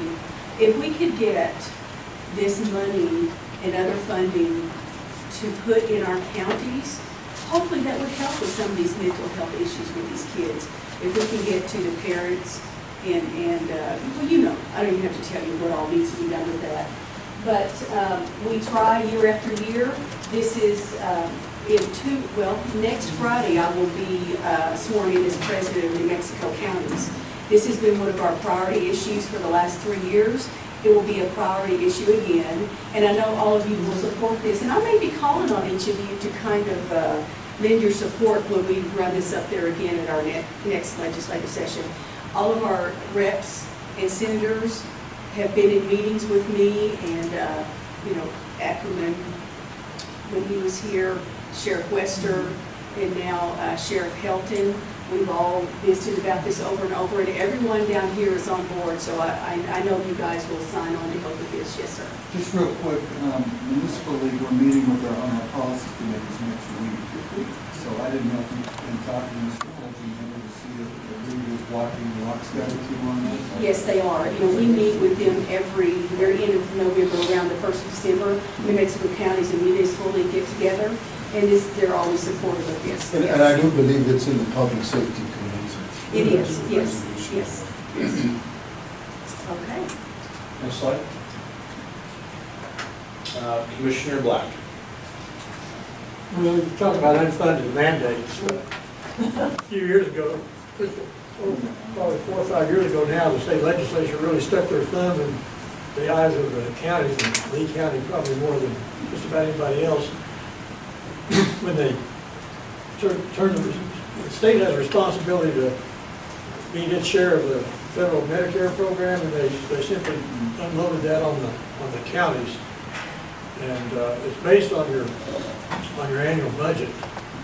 And one thing that really, I think upset a lot of people in this part of the state is they exempted 2 counties from this. Bernalillo County and Sandoval County were exempt from the act. That's Albuquerque and Rio Rancho. And the justification for exempting them was that they already paid a tax to support the UNM hospital. And my contention is if you live in the North Lee Hospital District, if you live in the Eunice Hospital District, if you live in the Jowell Hospital District, you're paying a tax to support a local hospital, and yet you're still paying this.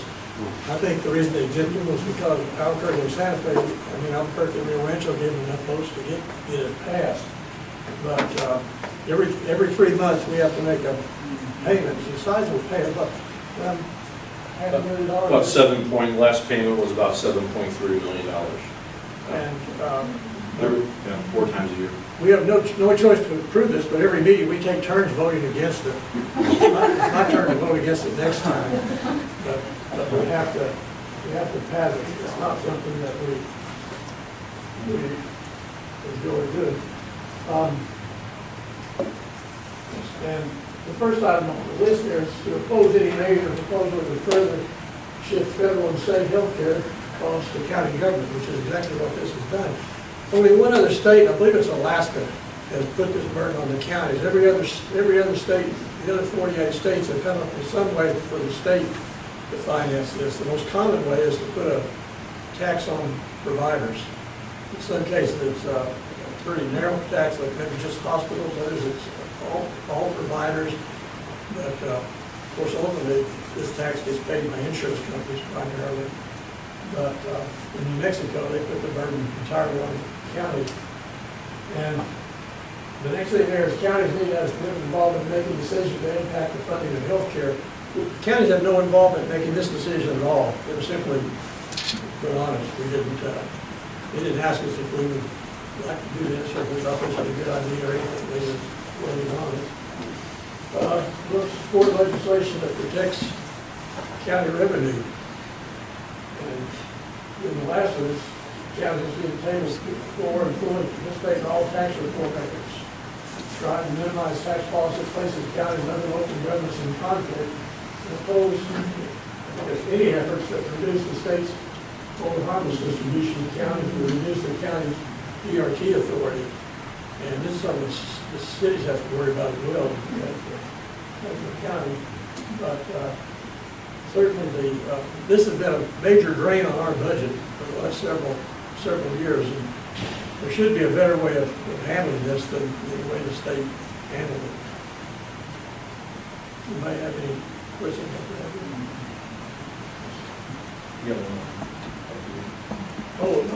If you read this morning's paper, Lea County joined with several other counties in the state of New Mexico and now passed right to work ordinances. And at our meeting last Thursday, we took the first step toward creating the right to work ordinance by authorizing the publication, and the public hearing will be held at our next meeting on July 26th. Three points I'd like to make about the right to work ordinance. First of all, public employees are not covered by this ordinance. It wouldn't cover teachers, for example, firemen, policemen, public employees are not covered by it. Secondly, right to work says that you cannot be required to belong to a labor union as a prerequisite for getting a job. It also says that you cannot be denied a job because you belong to a labor union. So it goes a little bit both ways. The reason why we do this, I asked people ask me, why do you do this? We don't have any labor unions to speak of in Lea County. Well, for one thing, Steve Barrett came up with some information here about when companies are looking to relocate, establish a new location, or new companies looking to get started, trying to pick a site, about 1/3 of them on their screening process will automatically just screen out. If you don't have a right to work ordinance, you're automatically screened out. My daughter works for Pfizer, the drug company. She's worked for them for 25 years, and after she worked for them 2 or 3 years and done a pretty good job, her boss told her, said, you know, if you had lied about your grade point average on your application, you would have been screened out. And she never would have got the job. Well, you can't really lie about whether you have a right to work ordinance or not. And in fact, in manufacturing facilities, which we would really like to see come to Lea County, about 42% of them have a right to work screen in it. So that's one reason to do this. I think another reason that we did this, Sandoval County was the first one. You've got to give those county commissioners a lot of credit because Sandoval County is not nearly as conservative as Lea County. They ran into a lot of opposition, but every study you see shows that states that have right to work, right to work is normally done on a statewide level. The states that have right to work laws, every statistic shows have had much better economic growth over the last 30 or 40 years, and personal incomes have actually increased faster than they have. Because that's one of the arguments against right to work is whether they're going to get a bunch of low-cost employees now. They don't have a labor union to protect them. But the statistics don't bear that out. And what I think people who support right to work would really like to see is a statewide right to work law in New Mexico. But that's not going to be popular in Santa Fe. It's not going to be popular in Albuquerque. But if enough counties start enacting countywide right to work laws, for example, if Bernalillo County, for example, might enact a right to work law outside of Albuquerque, and all the factories start building up outside of Albuquerque, or factories start building up in Sandoval County and Torrance County and Valencia County, those counties surrounding Albuquerque, that might, they might start thinking about the advantages of going to a statewide right to work law. But we will have a public hearing on that July 26th at our next meeting, and hopefully we'll enact it at that time. So one of the items that, one of our policy items As we've heard superintendents talk about it, we need greater resources from state. We just need the state to do a better job of maintaining the state's highways. This is something that we've talked to them about. We've been working with them on, we've given them traffic data, accident data. You see a trend on where the accidents take place on 176 in relation to intersections. So we've been in communication with them about better sign placement, lighting, a variety of different items. And we just, that's one of the items that we'll continue to talk about with that. Next slide. County. Just say a little more thing about the highway thing.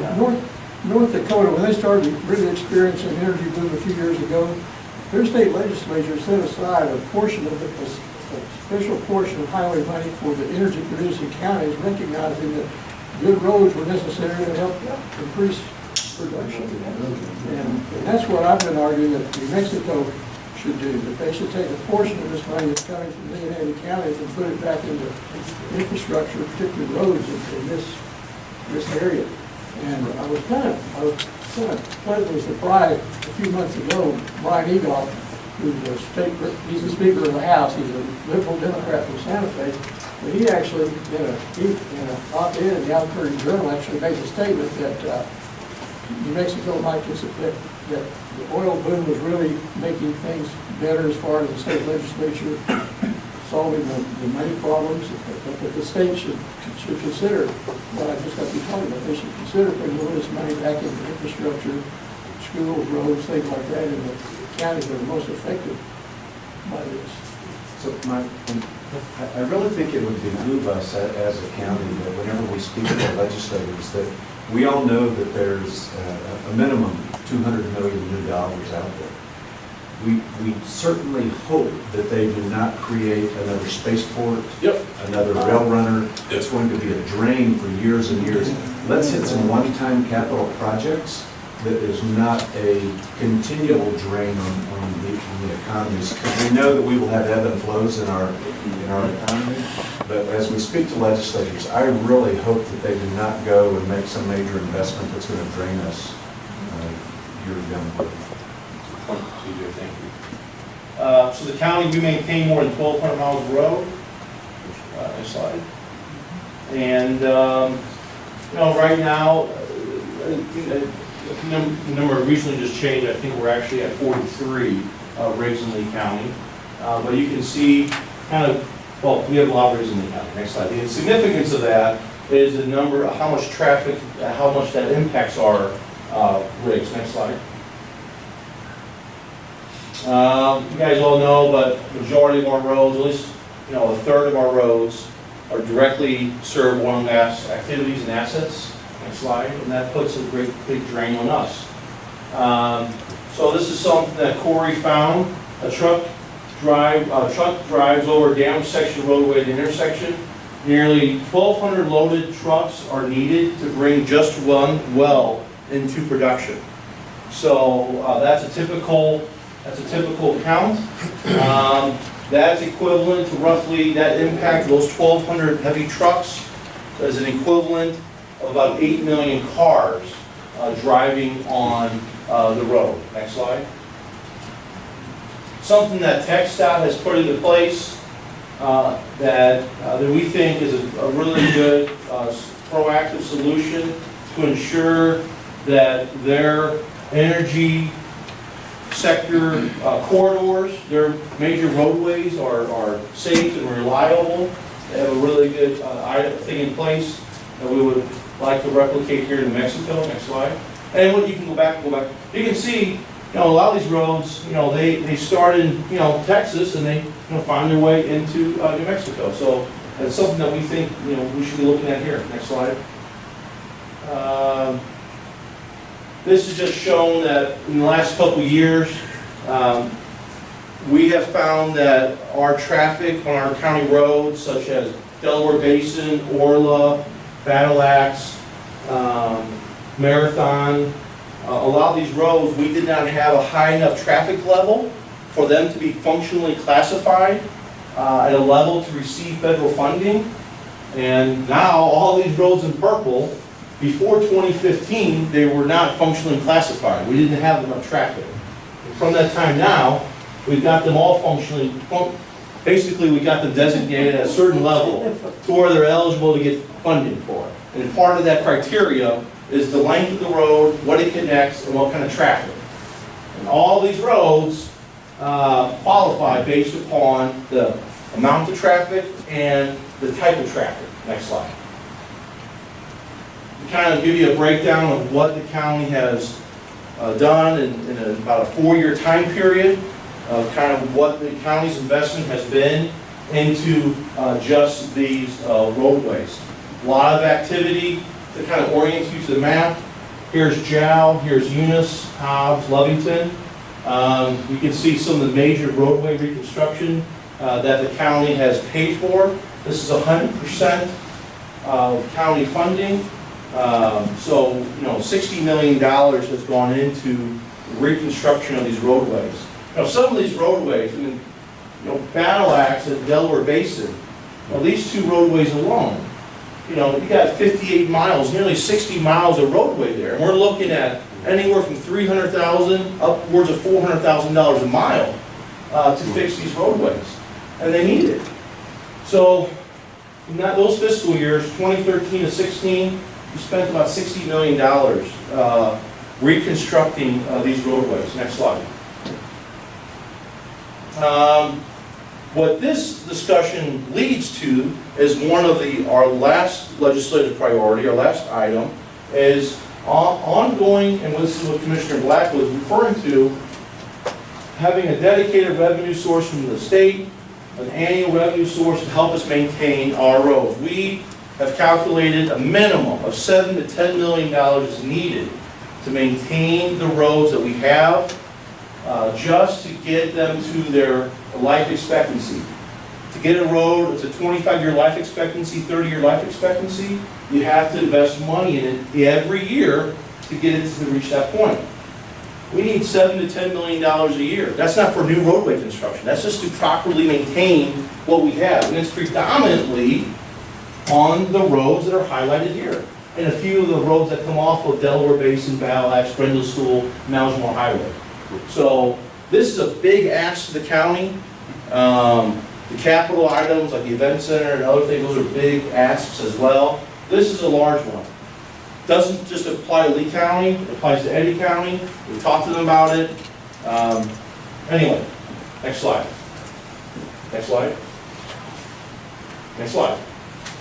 Just to make sure you guys get that point, I guess. So the cap, to refresh, our capital items here are our requests, 4 items. Veterans Memorial, we're still in the planning phase, as Mr. Williams described.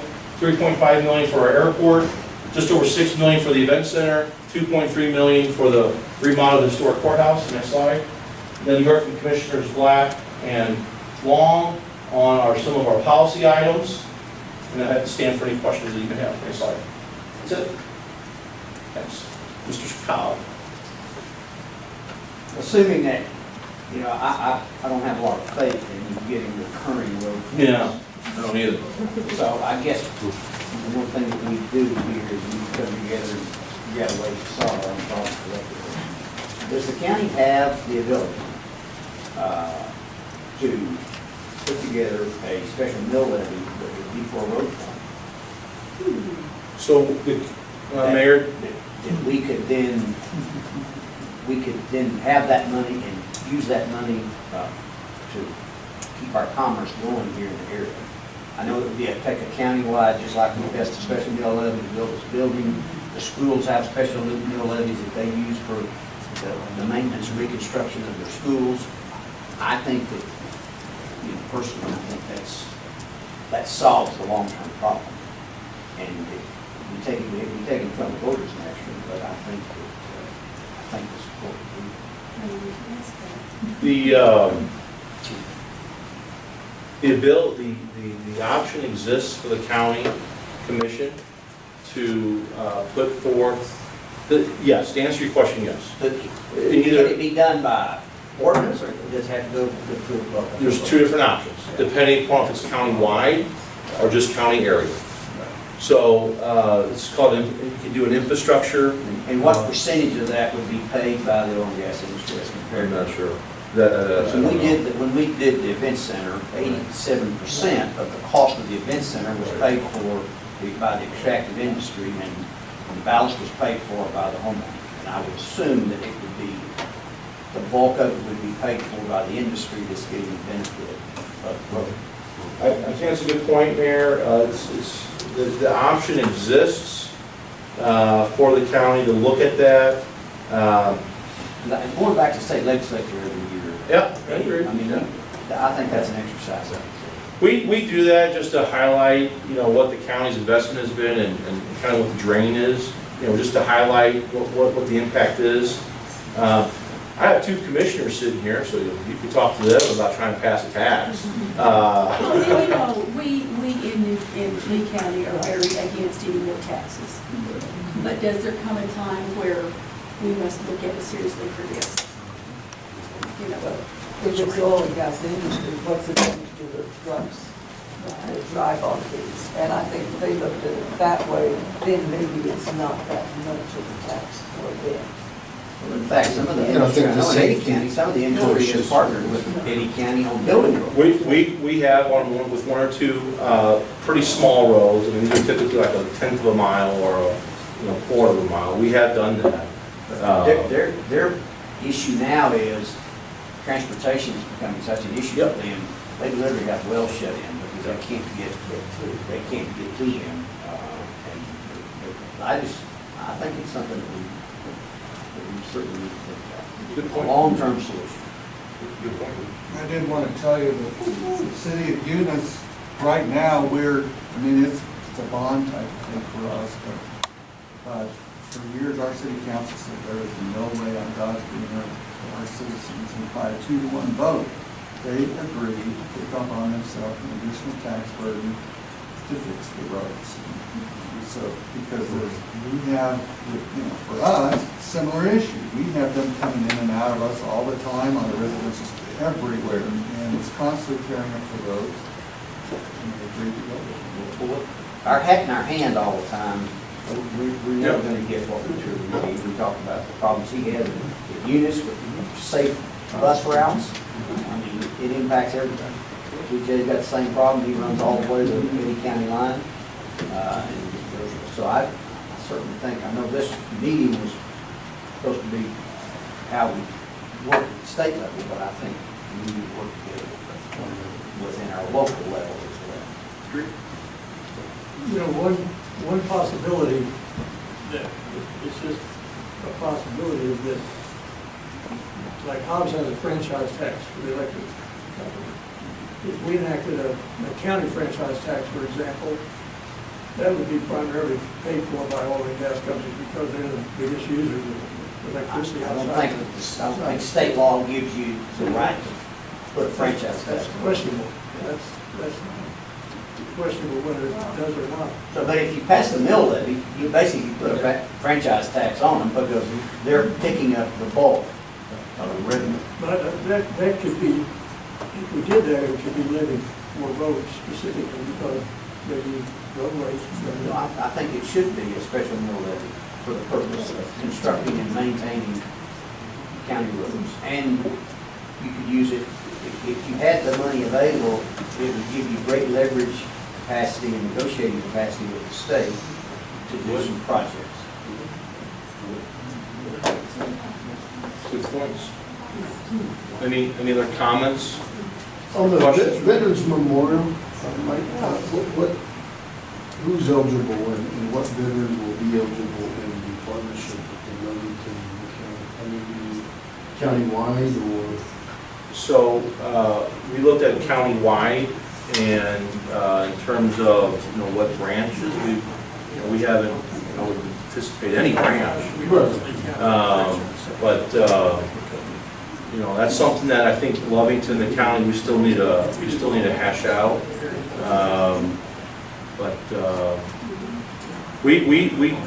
We're there to really support the city of Lovington on that. So they'll be more of the driver on that project. James, is there anything else on that? No. ago, the county memorial on the courthouse had not the deaths, but had the people that from the county that went to World War II, and had those names, and it was very nice, and it was county-wide. Yep. And it was great. Do you still have that somewhere? So I've seen pictures of it. I've seen pictures of it from one of the pictures were taken, I think, like in the 80s or the late 70s. I have not been able to find any, that's all I've been able to see on it, is just the pictures from the 70s or the 80s. I wish it, when it was dismantled, I'm sure it's kept somewhere when it was dismantled. My uncle's name's on it. Have they come over and looked at our Veterans Memorial in Eunice? That's who? I mean, the committee? I believe so. I'm not. Just making sure, it's beautiful. It is, I've seen it actually, it's great. You guys have done a great job. And it was basically a conglomeration of city help, but a lot of the private people there came together. That's good. Anything else? Mr. Gomez? Yes. Mr. Cobb? Thank you. Mayor? Manny knows everything, he knows more than I know. Well, again, It's hard to know more than you know. pretty much the capital projects for the city of Hobbs, we've yet also to look into the ICIP going into the next fiscal year. So again, with the future meetings, we'll be able to identify what those priorities are. But a lot of our projects today, and what I'd like to share with you is not the above ground, it's more of our wastewater facility for a total of $9.5 million is what we're looking at. We're looking at our aerobic digester and the needs there.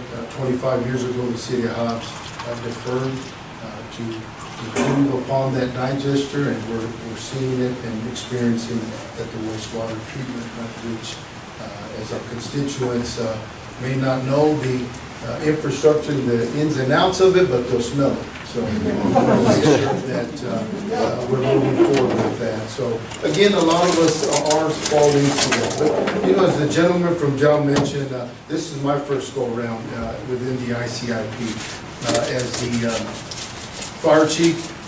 Submit projects, i.e. a fire truck, maybe assistance with a fire station. And you know, I saw it a lot of times with state legislation and those types of things was a wish list.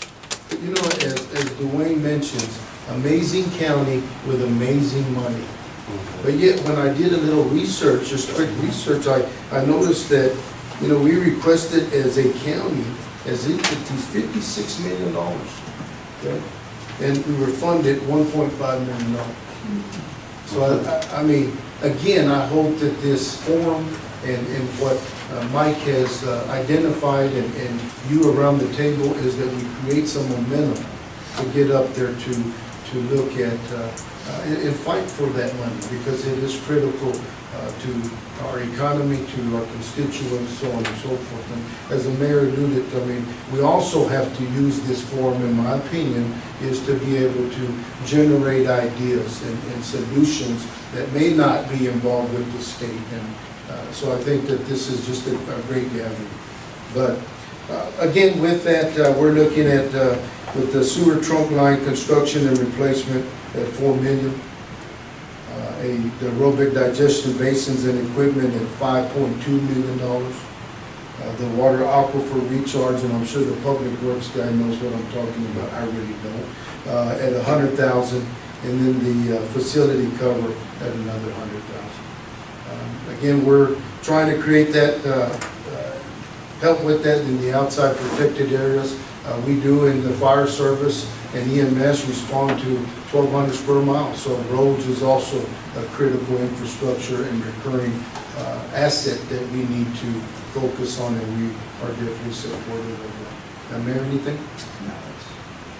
No, I think we've had a good meeting. But I do think we certainly need to work with our legislators on trying to get some of these things in, but I think we're going to have to internalize some of these problems to really get them solved and get them solved where there's a long-term solution. Any questions of the City Hall proposal? And Mayor, I really like to point out, and if you've not been walked through the core, I would really invite you to go through that. And that was a great coalition of entities, of private-public partnerships to come together. But I think one of the biggest selling points of that was we were absolutely not going to duplicate services. And so by coming together, I think, we're all driven by taxpayers' dollars. And I think we all need to be good stewards of those taxpayers' dollars. So we need to make sure that whatever we do, that we don't have a duplication of services whenever we ask. If Lovington asks for something, Hobbs doesn't ask for the same exact thing with that. Or, if you purchase something, you give something up. So I just think that we need to be mindful of that as the constituents are out there that pay those taxes. I think we just always need to be mindful that we are just stewards of their dollars. Any questions or any additional comments from anyone? So what I thought, and this is for the group's discussion, what my thought I'm going to throw out there is that if each entity could email me sort of a one-pager or a list of your legislative requests. James, I have your PowerPoint. If you could still email me something. We've heard it from everyone in here. Sandy's taking meeting minutes. But if you could email a one page like what Steve Varick had provided, kind of captures your priorities. My thought is if we get that from everybody, then we could have another get together sometime soon again, maybe next month, and actually not present again, but just make sure that everyone is okay, gives everyone some time to digest what we heard from other entities. If everyone likes what they hear, we could have like a resolution prepared for this committee, and then with the priorities from each entity, and then that was adopted or recommended from this entity, then we could I would certainly take that into the county commission, for the county commission to pass a resolution in support of everyone else's priorities. And I think that's something that would put sort of a stamp of official stamp of approval. If we were to do something like that, that's my thought. I'm not trying to add extra work to anyone else or add any additional work, but I'm not running this thing, so if you all have some thoughts on it, it'd be great to hear.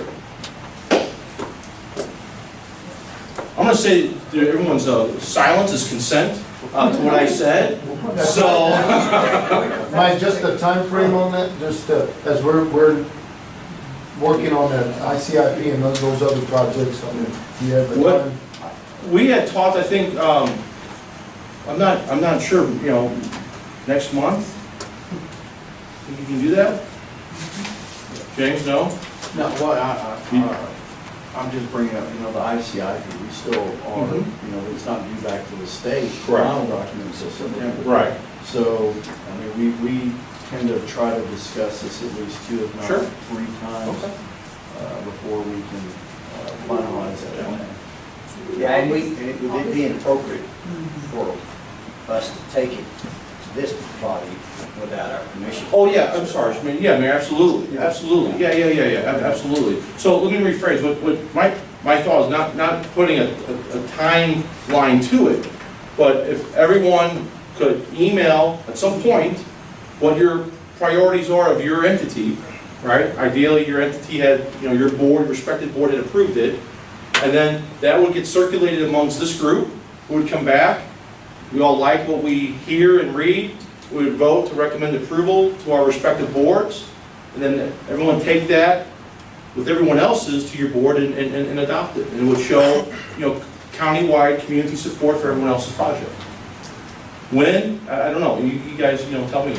But I think that's where the real value is. Part of the value is that after we talk about it, they say, hey, man, do you support what the county's doing? Well, I do.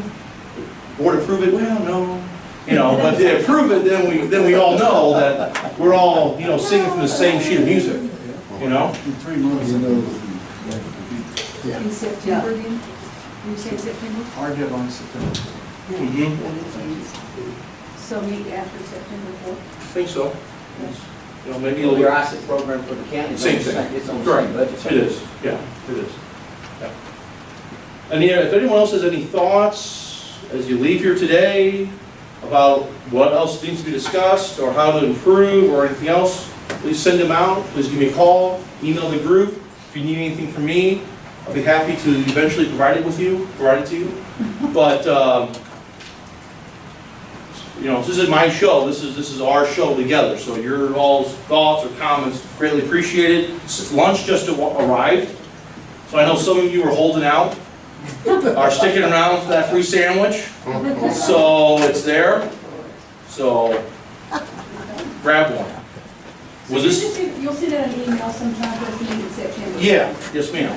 Was this helpful for everyone today? Did anyone learn anything? I learned a lot from all of y'all. Yeah. That's the reason we're trying to get that third officer. Yeah. For mayor? I just think it's a good idea. I've been telling them that they need to come out of school and have